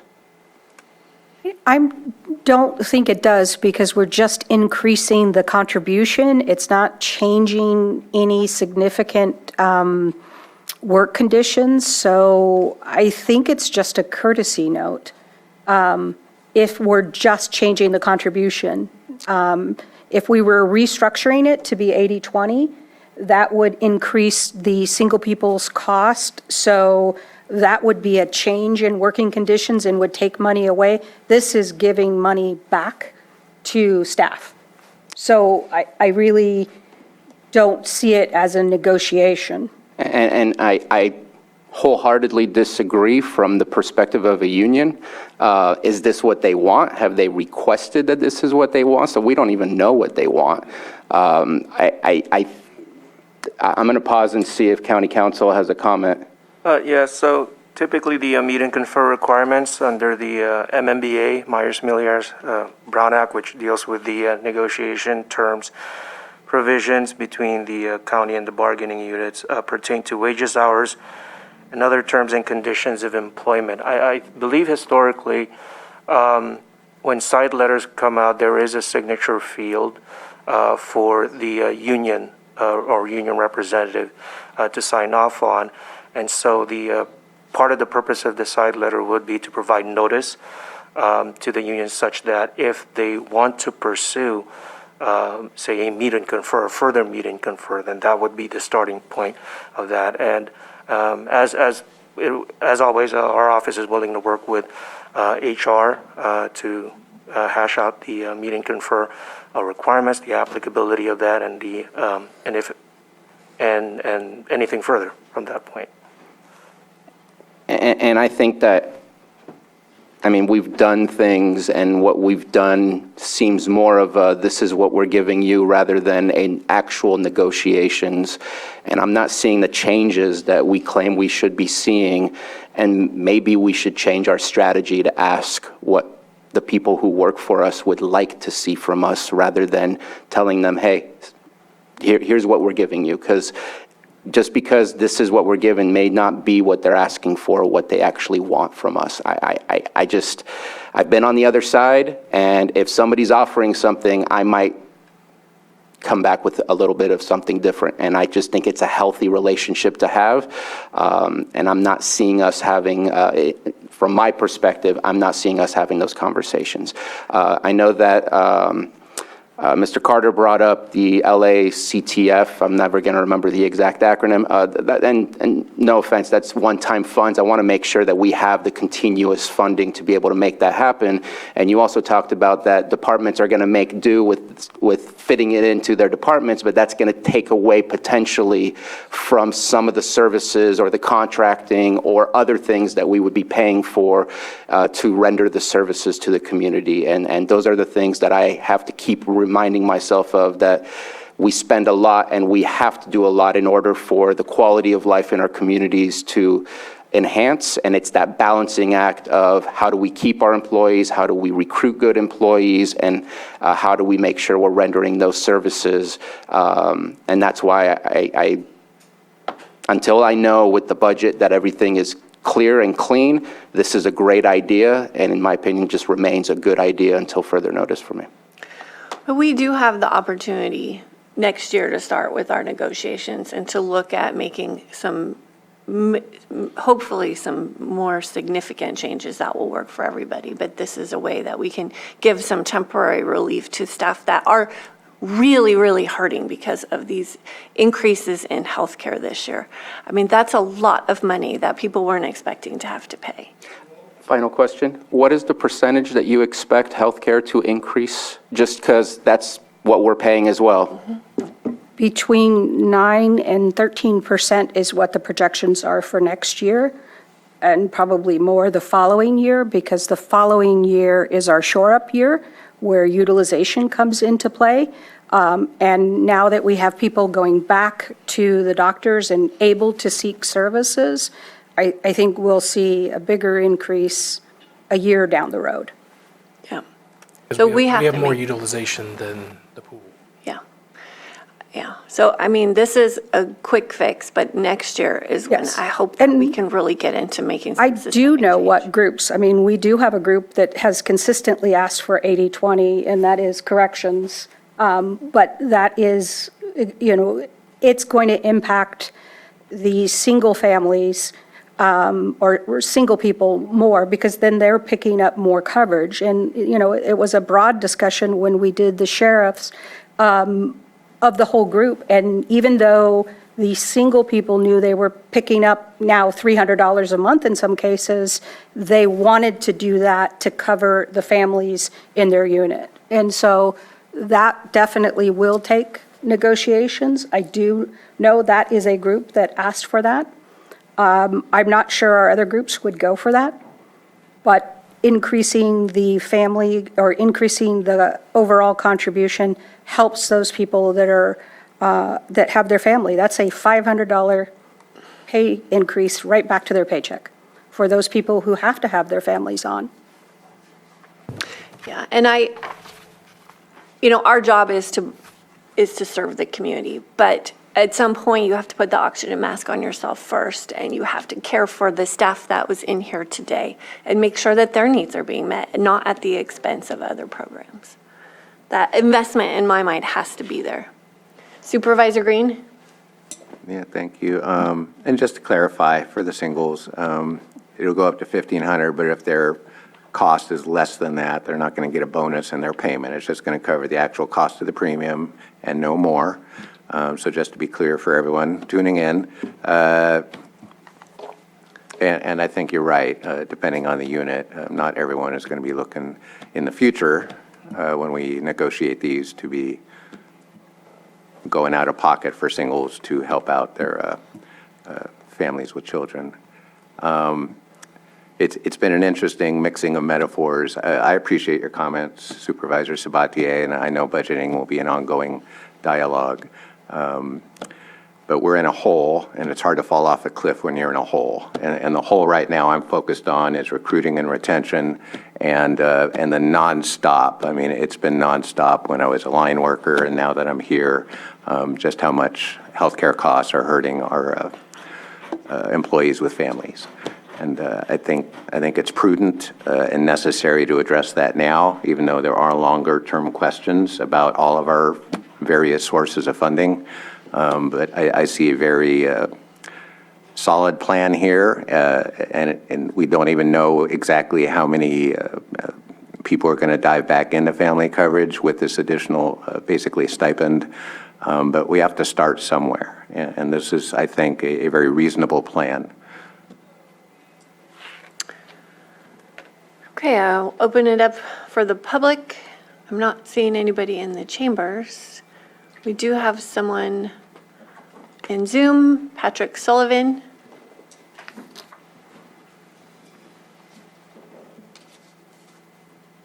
Good morning. Thank you for the opportunity to speak today. Patrick Sullivan, Treasurer Tax Collector. I just wanted to share some of my experience with the family plan here. When I decided to make the move to Lake County, when the position opened in 2018, I was aware of the high cost of health insurance for families, and that factored into the decision I made. I knew it was gonna hurt, but I wanted to get over here. This is where my wife's business was based, so for me, it worked out, but I was aware of it, and others certainly that I worked with were aware of the cost here. When I got here, it was actually a bit more difficult than I even expected. Not only do we have this unusually high cost for family insurance, we also have the policy where we have to pay the first and last month. So my first paycheck, I think it's been stated right now, we're paying almost $1,800 a month. I actually had to come up with not just the money for my first month, but I had to cover the money for my next month. When I talked to the former HR director at the time, they were aware of the difficulty, and there were ideas thrown out, like, your spouse trying to find an employer that could provide affordable family coverage. But that, I would just say, is really tough. That's a tough way to have to look at it. I know all the other agencies around here typically offer, better options, but I don't think that should have to drive people. It does make it difficult for recruitment. Now as a department head, I definitely worry about that for retention. If any of our staff decide to have a family, suddenly they're going to get hit with that increased monthly cost, and they're going to have to make a decision about what they want to do and how they're going to proceed. As far as I know, there was really only one other county that had a model like this that we usually come to, and that's changed. So I I think right now, from my perspective, both as an employee and a department head, I mean, I feel like this does cause a problem for recruitment and retention. And it is something that people in the community are aware of. And I just think often we don't hear that that's why people didn't apply. I certainly know people that's why they don't have a position with the county, because the health insurance is an issue. And so it's not worth it for them to consider it. But we just don't necessarily directly hear that. So I think it could be playing a bigger role in recruitment and retention than we're aware of, because we don't always hear those stories. And that's why I thought it would be helpful to share mine today. So thank you. Thank you, Patrick. And I can speak to a couple of key positions where they tentatively accepted, and then they asked about the benefits, and the next day they came back and said, I can't afford to come here. Because even though it's a pay increase, I'm actually losing money because of the health contribution, and they withdrew their acceptance. Yeah. Scott DeLeon? Good morning, Board. Thank you very much for the opportunity to speak to this. First of all, thank you, HR, for bringing this item to the discussion. I appreciate it very much. Just have a couple of points. Number one, I just lost a longtime employee to one of our cities here in the county because the city pays for their insurance, the employee's insurance, and I lost a really good employee because of a better benefit package just right here in our own county. It's no surprise either. Your board, you've all heard my frustrations trying to recruit some of my higher level positions.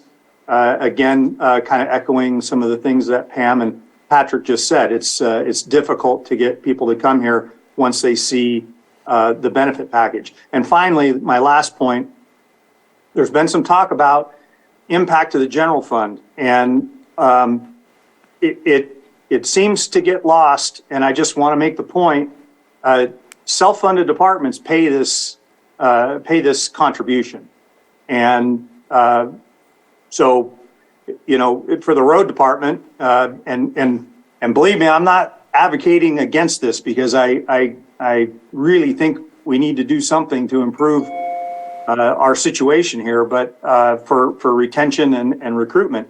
But for example, the road department pays that and that pays that contribution. So for self-funded departments, it's an increase in our cost of doing business. So I just would like for that to be recognized. We'll figure it out. We've figured it out so far with the increases that have been made. And again, please don't get me wrong. Don't think that I'm not appreciative, because I am greatly appreciative of the increases that your board has approved over the last several years. But I just want to make that point and want it to be acknowledged that self-funded departments, this increase comes out of their budgets. Thank you. Thank you, Scott. Okay, I'm not seeing any more hands up, so we'll bring it back to the board.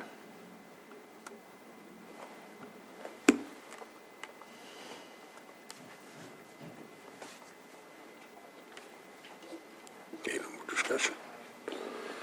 Madam Chair, I'd like to move to approve increasing the county health care monthly contribution to $1,500 and authorize the county administrative officer to execute resolutions for management and confidential units A and B and side letters for units 3, 4, 5, Lake County Employee Association Unit 6, Lake County Correctional Officers Association Unit 8, Lake County Deputy District Attorney Association, and Unit 10, and the Lake County Safety Employees Association. Second. All in favor? Aye. Opposed? Nay. Okay. So why don't we take a 6-minute break and come back at 10:45.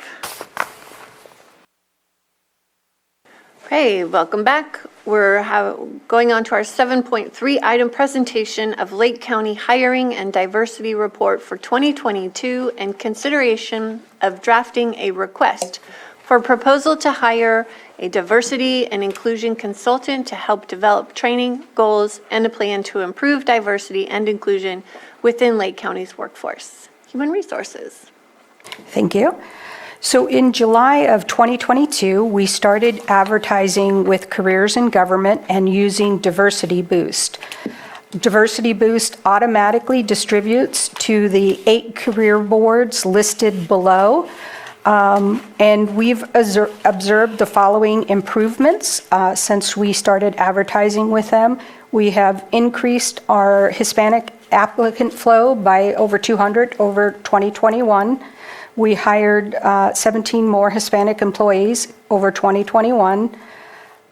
Asian Pacific Islander applicant flow decreased by 12, but we hired the same amount of employees in 2022, 10.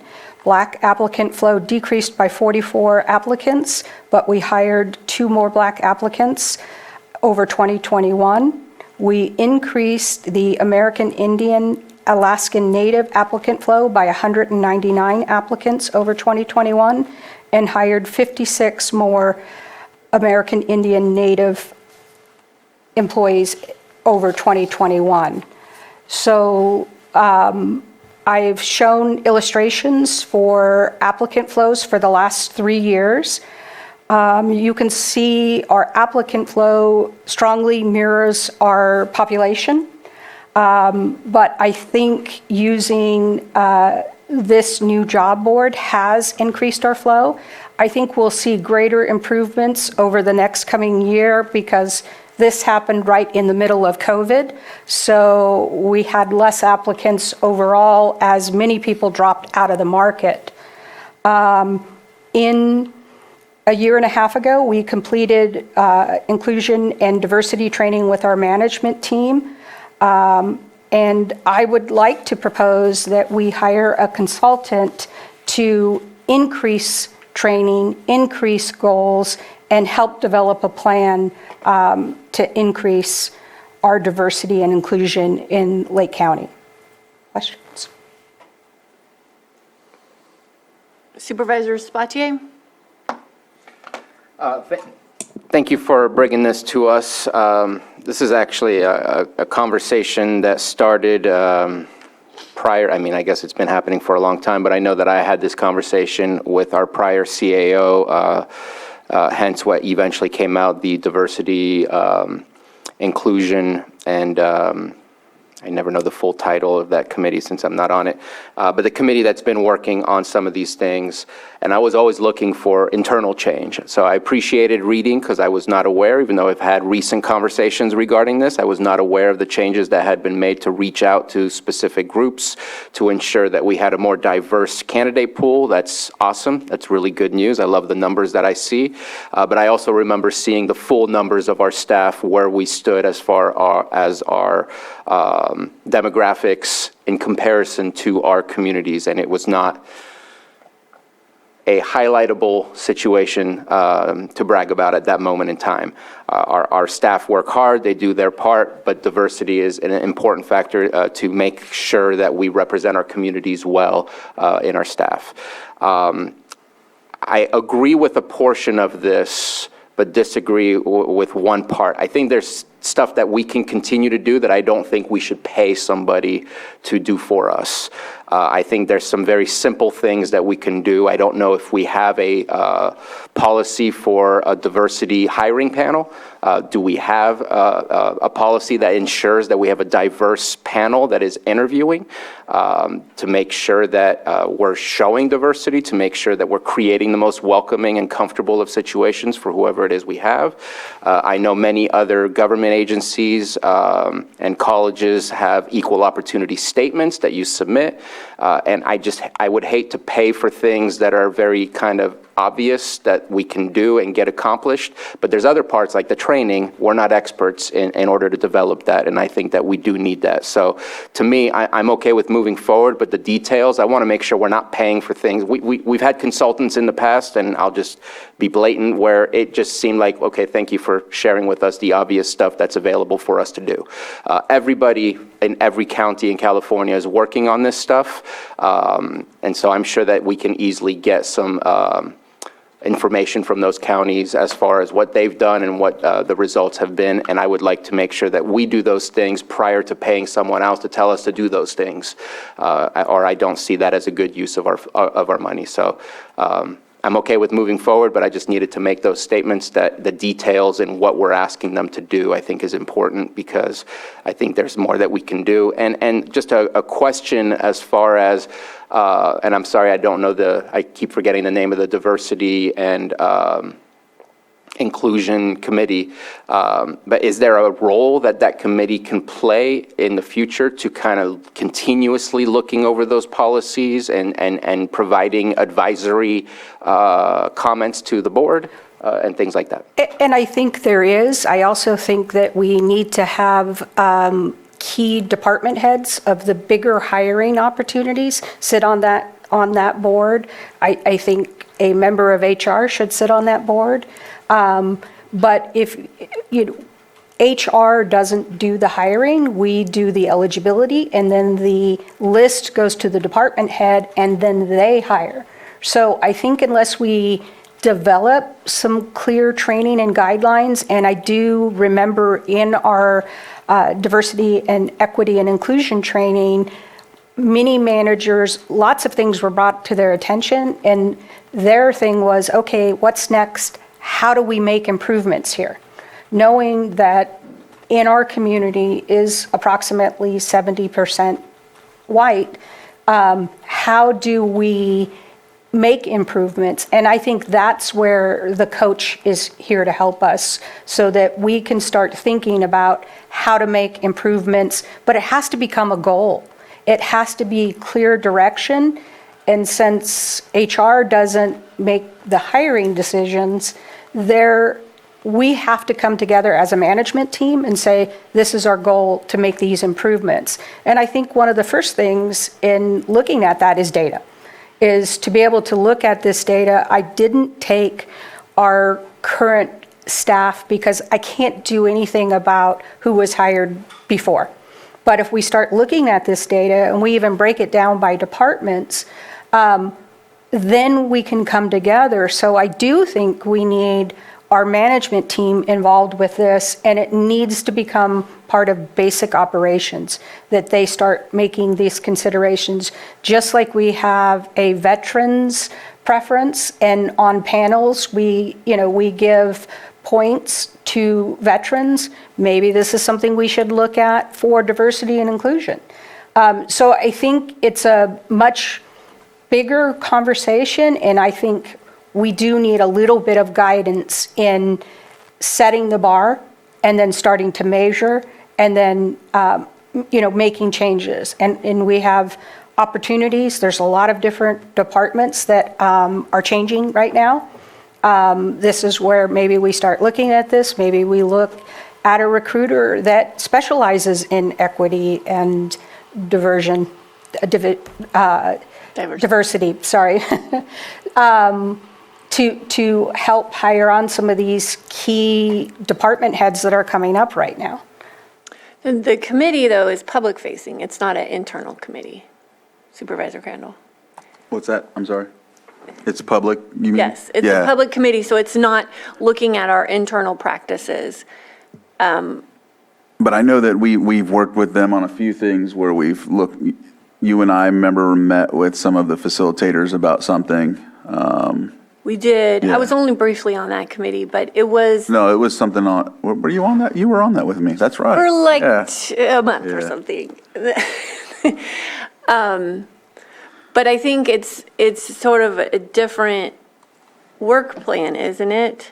With the goals for the community. Right. Rather than looking inside at HR and hiring practices. Right now, it's basically planning for a forum for I want to say near future. I know the date, or not date, but I know they talked about April and May, but then again, but I do know that working with the facilitators, we're already working with them. I don't know if that's something that we can look at. I mean, I hear what you're saying, it's for the public, but again, I think the two facilitators are knowledgeable in this, and if it can be something that we work on with them on this, it might be something to look at, but the actual forum for it is that of the community.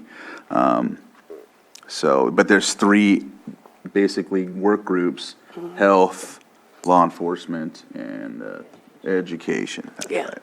But adding to that work plan would be an investment. Right. And what were you thinking of for this RFP, for the proposal to be? Is it like what sort of dollar amount, what sort of commitment? Have you kind of thought about that yet? Yeah, I haven't fully vetted that out. When I was looking at this, I just knew, I felt like we needed some help to take it to the next level. I think this has helped. I think there's a few more job boards that I can also add to this. And in seeing our percentages, then maybe we increase some of our advertising dollars towards some different job boards as well. Because previously we never spent money on this. And so last year was the first year I said I'd like some money to work with Careers in Government, which is specialized in our marketplace, but also knowing that they had this diversity boost. And I can see, we're looking at 6 months of data, some improvement. So I think if we increase advertising and increase awareness within our departments, and maybe, part of this has to come as part of the review process. So for each department is develop a report like this for you guys to look at when you're having a conversation with your department heads on where they're at, because we can't change it until we look at it. Right. So creating reports and starting to look at it and creating a commitment towards driving diversity, which starts with all of our management team, I think would be helpful. We've pledged this, but I think now we need to have some goals around this and how we can change. Now, obviously, somebody that has 1 or 2 hires a year, may not make a big difference, but in some of our larger departments, by looking at this, we can start driving it. And so I think we have to start with some reporting and then creating goals. It's not going to change overnight. And then making our management team more aware of these goals and how to change mindset. And that's what I need the coach for. So until we put it out to bid, I really don't have an idea of cost. I can touch base with Nicole, who did our diversity and equity and inclusion training for us, because she works with many different organizations doing just this to get some budget figures. Sorry.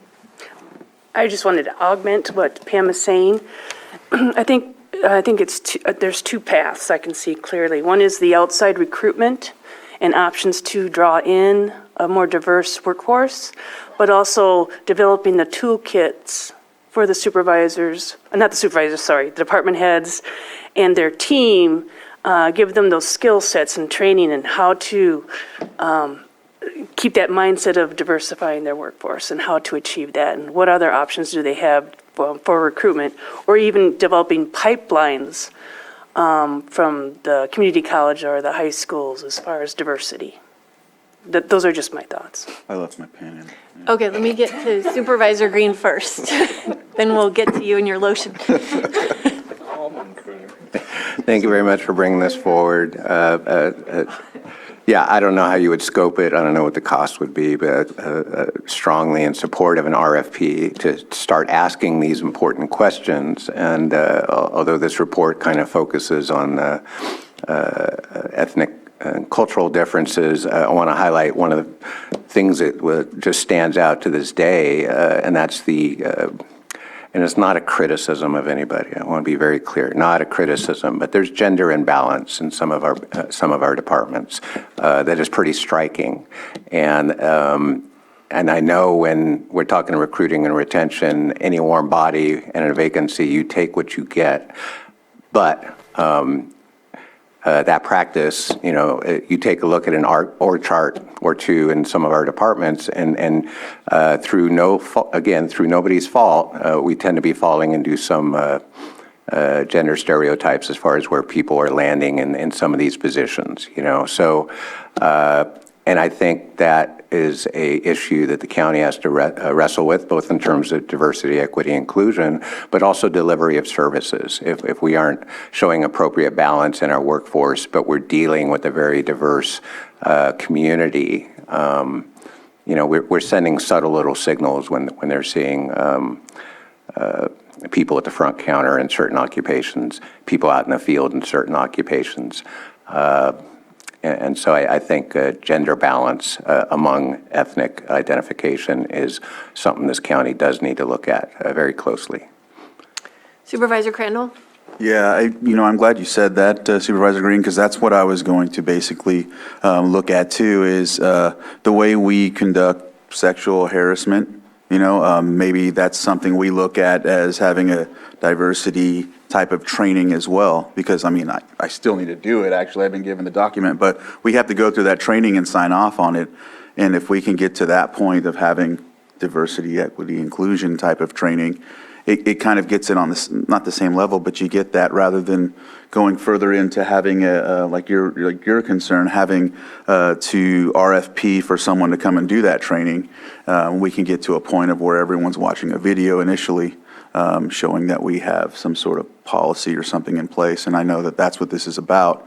But I just wanted to highlight that because I thought of that, of the training when we were talking about this. So.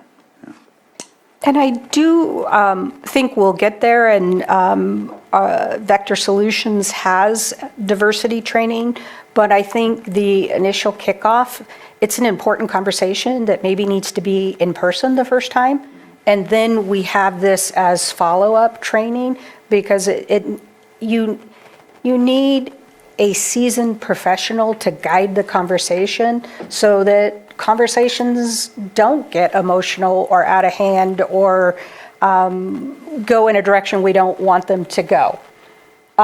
So I do think it's a two-prong approach in having this conversation, but the goals, I think, are more from management. And, if we share this type of report with our department heads as it relates to their department, then they can start thinking about how do I make changes within my own department. But if they don't have raw data to look at, it makes it difficult to start changing that mindset.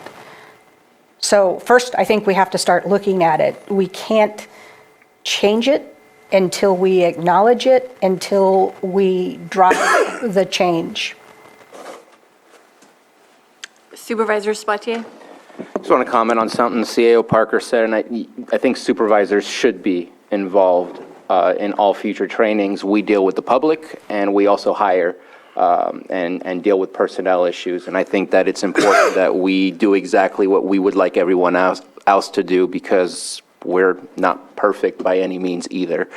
So I think that we definitely need to be involved just as much as a department head needs to be involved, and maybe a little bit outside of the scope of the conversation, but I would almost prefer a policy than just specific goals. That way, this is the way you follow the hiring process. That's an HR policy that everyone has to follow, and I just think it needs to eventually be embedded in those types of things. I also wanted to make a comment. I do have to say that our gender diversity, I was looking just at our senior management team, and it's one of the first places I've been where women executives are on par with men. We're a little over 50% women. So I think we're doing a good job in some areas. Now, I think there are going to be traditional areas you're probably not going to find a lot of women in, working in the sewer or working in water, or it's just traditionally not driven. I looked at that when I was at the city. So, I mean, there are some jobs that are not going to attract certain people. So, but you can certainly reach out to different boards to see if you can attract that. But I think it starts with looking at the data and seeing where we're at and where we want to be. Okay. Anything from the public?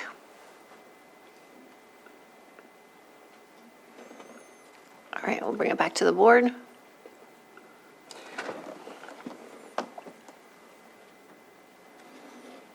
And one last question. In your estimation, do you believe this will be below 25 or above 25,000?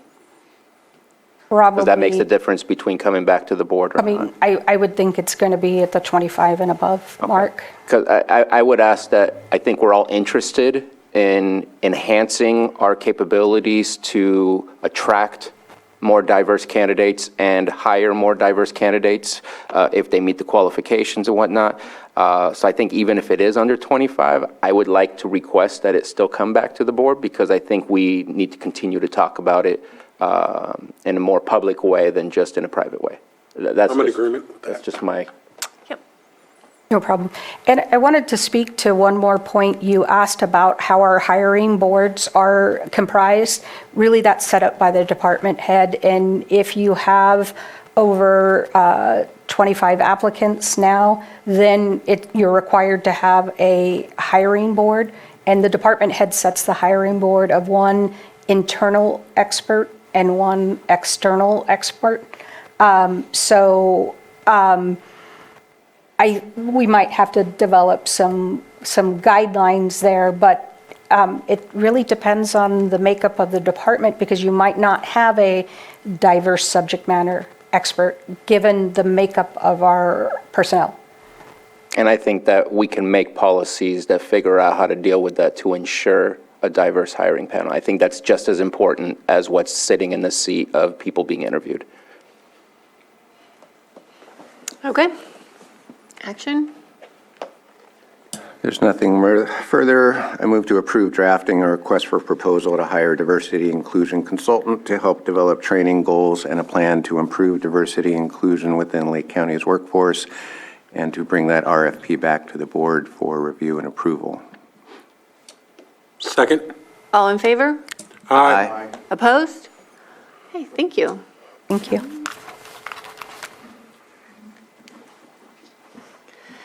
7.4, consideration of agreement between the County of Lake and Dewberry Architects, Inc. for architectural and engineering services for the remodel of the former California Army National Guard Armory. Public Services, Director Ewing. Okay, good morning. Lars Ewing, Public Services Director. As was referenced in the title, what is up for the board's consideration is an agreement with Dewberry Architects for preliminary design services for the Armory, and I'll elaborate on that a bit. Last year, in coordination with the Sheriff's Office, Public Services solicited an RFP for design services for architectural and engineering services for the Armory.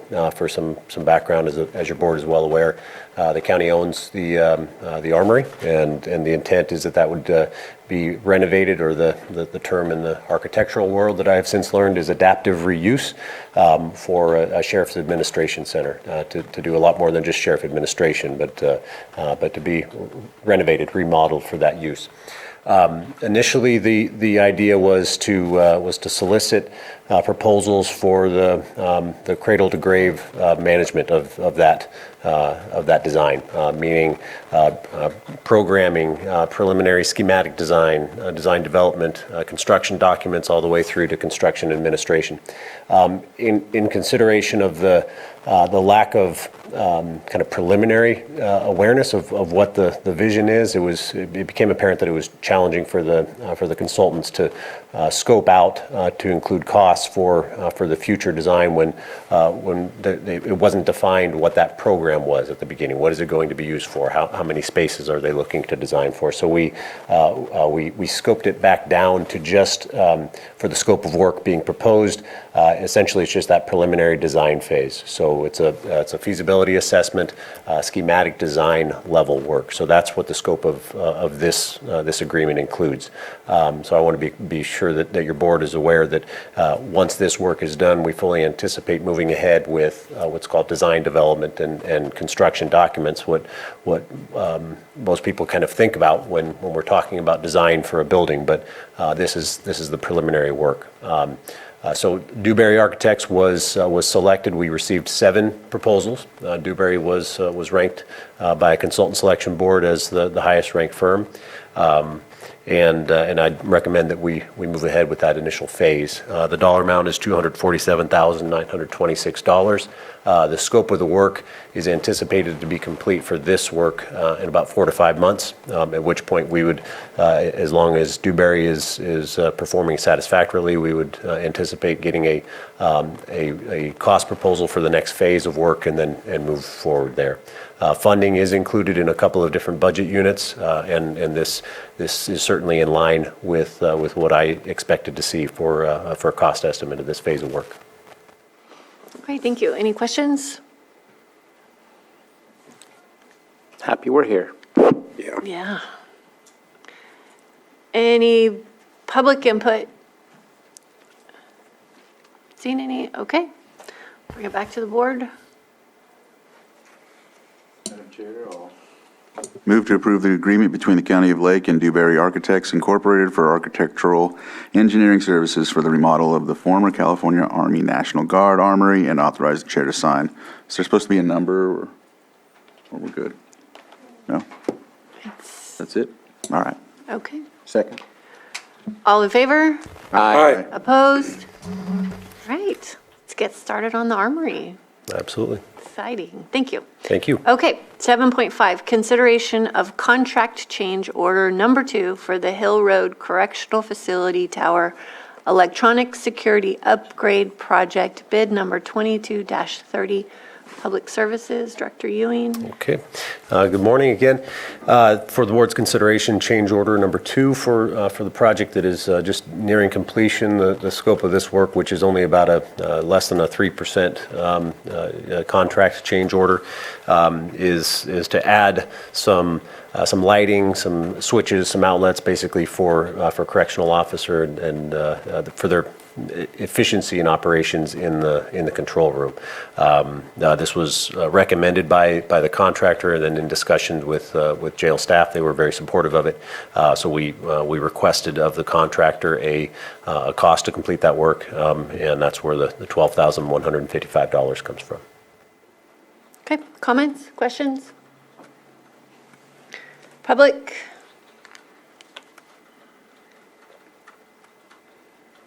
Okay. Back to the board. There's no further comment, Honorable Chair. I move we approve change order number 2 with R&B Electronics, electrical contracting for the Hill Road Correctional Facility Tower Electronic Security Upgrade Project, bid number 22-30, for an increase of $12,155 and a revised contract amount of $462,055, and authorize the chair to sign. Second. All in favor? Aye. Aye. Opposed? Okay, perfect. Motion passes. Thank you. And the very last thing we have, I believe, is calendars. Who is ready? Thank you, Lars. I am. All right, Supervisor Crandall. So I'll go ahead and start off with, we met last Thursday for the Lake County Recreation Agency Board meeting, our first one. Went pretty well. We chose a chair and a vice chair. We're going to look at further dates. I think they're going to be the 4th Thursday of the month. Is that monthly? That's monthly, right? Yes, and so we're going to look at bylaws and all of the other intricacies of this JPA, and yeah, looking forward to it. So there was that. I'll go to this week. Tomorrow I have the East Region Town Hall in Clear Lake Oaks, and then I'll go to the CSA number 2 Thursday, AAA. Actually said it was last week, but I got it wrong. It's this week. Friday, I'll be here at the office. And then Monday, Middle Creek Restoration back here on Tuesday for the Board of Supervisors. Supervisor Sabatier, you ready? Sure. So just quickly, we did review something I think is important. There wasn't any major changes, but reviewing our ARPA expenditures, making sure that our money is being spent down, or else by the end of 2024, we may have to give stuff back. And so we're just paying attention, seeing if we need to bring anything back to the board in order to ensure that all those monies are spent appropriately in the places that we want that to, based on the approvals from the Board of Supervisors months ago. So that was a good meeting, and looking forward, I think we said in August or September, we'll be doing something during our budget to explain exactly where we stand, and then we'll be back at it again in August, September to continue the review of those funds, making sure they're getting spent. On Saturday, I was at Lower Lake High School for the Blue Zones approval for the Canuck Unified School District, as well as their grand opening of their track. Blue Zones is definitely expanding. I believe they just did the WIC building, or the WIC agency not too long ago in the saw shop as well. So we're seeing them growing in the community, and I know it's becoming hate to use the word, but it's becoming more of a trendy term that I see in a lot of newspapers and magazines. People are looking for a new healthy lifestyle that's permanent rather than just kind of a fad. And obviously Blue Zones is based on the history of people organically having healthy lives and healthy outcomes. And so that's what they bring into this community. So continuing to see that expansion is good. We did not have our Middle Creek Restoration meeting yesterday, but that has been moved to next Monday. So looking forward to having that conversation. Tomorrow, APC LTA meeting. Meeting with Hope Rising on Thursday, another Hope Rising retreat to continue to prepare for our next fiscal year. I'm meeting also with a couple departments based on our drought emergency that we just continued today to see, based on where we are with the state of California and what urgency ordinances we had passed, what needs to stay and what can go before we lose everything all at the same time. So I'm looking forward to that, so that we can bring that back to the Board of Supervisors to review. Then I'm going to be attending the Clear Lake City Council meeting on that evening. And on Friday, I will be, I am hoping that CAO Parker will be able to join, but I will be meeting with both our hospitals, a couple fire districts, as well as North Coast EMS to discuss our IFTs, and hoping that we have a good discussion, a healthy discussion on how to move forward. And then again, we'll be on Friday evening checking out our warming shelter and see how things are going. And then Monday, I already talked about our Middle Creek Restoration meeting, our meeting with our CAO. I'll be having a PEG board meeting that evening. We do have a potential new member to fill in our 2 vacant seats, still looking for a final member. I believe we only have 1 application currently. And then back here on Tuesday. Who's already over here? I'm ready. So, finishing up the meeting today, going to be with Supervisor Sabatier at the Clear Lake Chamber of Commerce this evening. That's right. At the new Greenview room. So, happy we're going to be able to attend that event. A little challenging when they schedule it on board days, but today it's going to work out. So tomorrow, Lake APC and LTA board meeting. On Wednesday, on Thursday, don't have anything currently on the calendar, and then Friday, CAO Parker will be having that. As far as this weekend, obviously it's Easter weekend. We're spending that time with family. There are a lot of events around the county that are, really back in full effect, since the COVID pandemic. So glad to see that, and I'll be moving through that Monday, scheduled with lunch with Russ Kramer, in the South County, and then back here on Tuesday. Would like to report just that we did finally have our meeting. Jessica, you can expand a little more, but with Senator McGuire, talked, many different issues, but I know one of the ones I wanted to make sure that the Senator was aware of, electric vehicle charging station, the EV rollout that's happening throughout the state of California for infrastructure here in Lake County, hydrogen opportunities with LTA and APC, that we continue to look at that long-term transition that's going to be happening, that we're not left out. We don't want to build up 101 and then in 5. And the other way, we want to make sure that we have a good opportunity for long-term infrastructure needs here in Lake County when it comes to electrical vehicle charging stations and others as they're rolled out. I'm not sure how many we have in the county. I know it's increasing, but we got a long ways to go. As you know, we're a low-income county, and we want to make sure whether it's charging stations at home for individuals, other opportunities, that we don't miss out on those as people are being asked to purchase hybrid or electric vehicles, which is going to be a challenge if prices don't come down. So just want to make sure those things are met. I know Chair Pyska will give some more information of the conversations we had, but I really want to thank Senator McGuire for being here, taking the time for Lake County. I know we didn't get a chance to have that last time because he had some other stuff going on, but we'll continue those conversations. Supervisor Spati, I know, I don't remember if, oh no, that was 2 weeks ago. All right, forget it. I was going to talk about Ava, so I forgot. All right, thank you. Thank you. I was privileged to attend the memorial for Scott Grove on Sunday and the reception at Lakeport Yacht Club. Just a charming family, a blended family, and so good to see the community come out with such force to honor Scotty and his family. It was very touching to see. APC-LTA, I'm an alternate, but I do plan to listen in. I haven't been able to attend some of the prior meetings, and I just want to educate myself on that's some complicated funding going on there. Children's Council at LCOE tomorrow at 1. Do believe Continuum of Care is on for Thursday. I didn't hear you mention that, but I know your primary, and I'll be attending a secondary. There's some stuff on the agenda of interest. Friday is California Department of Fish and Wildlife is the primary agency on the Clear Lake Hitch Task Force.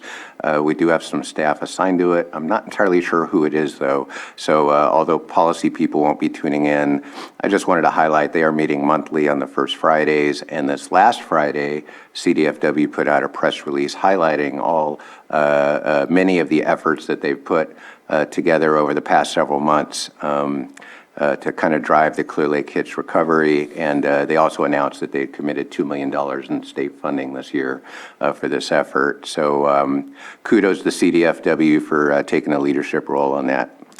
And I think that's all I have. I did have one significant thing I forgot.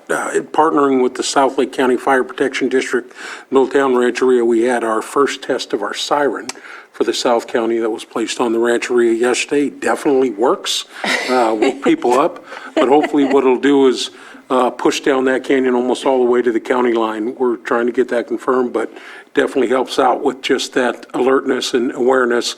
We have fire season will be here before we know it. So we were excited to have that opportunity, and it went off very well. So, Was it 11 a.m. with the rest of them? yep, with everything All else. right, It's all tied in. that's going to be ringing all around the county. Nice and loud. Is it a horn? Is it a siren? It's a siren. siren. So it went about 30 seconds. When they're in full rotation, it's 3 minutes. So you get a taste of it, but a full rotation is a 3-minute. It should put everybody on alert. So you have Hidden Valley, we have all the ones in the South County, which, that kind of ends it over there to the county line anyway, to the south on 29. So Yeah. excited to have that. In January, it's supposed to be the 3-minute. 3-minute, yep. And yeah, so that's all the South County sirens, the Cobb sirens, and now the Riviera sirens. All right. It was really great to have our dinner with Senator McGuire and also our friends from the city. We talked a lot about the fire mapping, PG&E issues. He really wanted to talk about Care Court.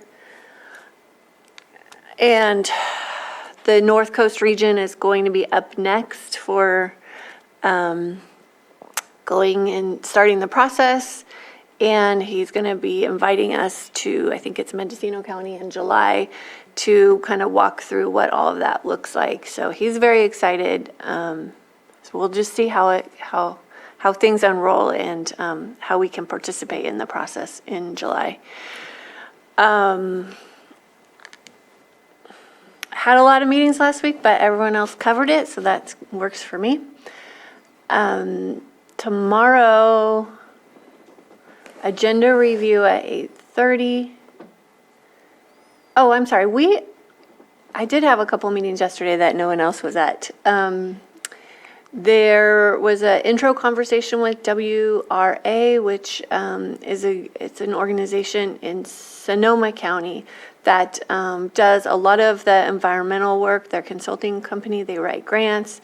They have engineers on staff, and Molly Curley O'Brien, who worked with Rebuild North Bay, and then after the fire has moved over there, and so she reached out to see how they could be helpful with our capacity issues. So that was a really great meeting. And then later on in the afternoon, we had a meeting with Biogenetic Methane Pilot Project presentation about floating islands. Oh, you were on that one. Yeah. Yes, that was pretty interesting too, so more to come on that, I think. So yeah, tomorrow agenda review, and then hazard grant program meeting, Prepare California Match Initiative, TID. We're doing those in person now, so we will be at the city of Clear Lake in their city hall. Then I will be up at the Boggs Helitack for the Calpine video. And then a meeting with the Lake County Democrats. They want an update on priorities for the year. Thursday morning, Soda Bay Corridor kickoff with Headway, who's the consultant who has been selected to prepare the evacuation grant, through the evacuation grant for the Soda Bay Corridor. So that's super exciting to get that rolling. The governing board meeting for AAA is at the same time as my class, and so I'm going to make a decision on that. But because my class is almost over, next week is the last week, and I'll be at CSAC, I might want to do that, if that's okay. You got it? Okay. That's what we're here for. Yeah. All right, and then Friday, my class at 11, and then we are having another meeting with MGE, our contractor selected to do tree removal for the hazard tree removal project for our OES grant submittal, so we're meeting with them. Saturday, I know there's lots of fun Easter events. There is going to be an egg hunt at Mountain Meadow Golf Course in Cobb, and I'm not sure if the one in, well, I think that one may have been Kelseyville or canceled, so never mind on that. And then Monday the 10th, the CAO, I'm meeting with the CAO, and then Tuesday here, and then we'll be leaving for Sacramento. That concludes our meeting for today. Do you have one more thing? Yeah, Sure. sorry. I just wanted to highlight that Region 9, Martha Guzman from EPA had sent an email. We're preparing for a meeting, or she's preparing for a meeting next Wednesday about the Middle Creek flood damage, which is Middle Creek restoration. When she came last, I think it was 2 weeks ago, for the EPA Superfund site, explained, and I've been explaining this, I think all of you know, that how the Middle Creek restoration project would provide a really good habitat for the hitch, and then that's what she highlighted, the survival of the hitch and other tribal beneficial uses in around the lake.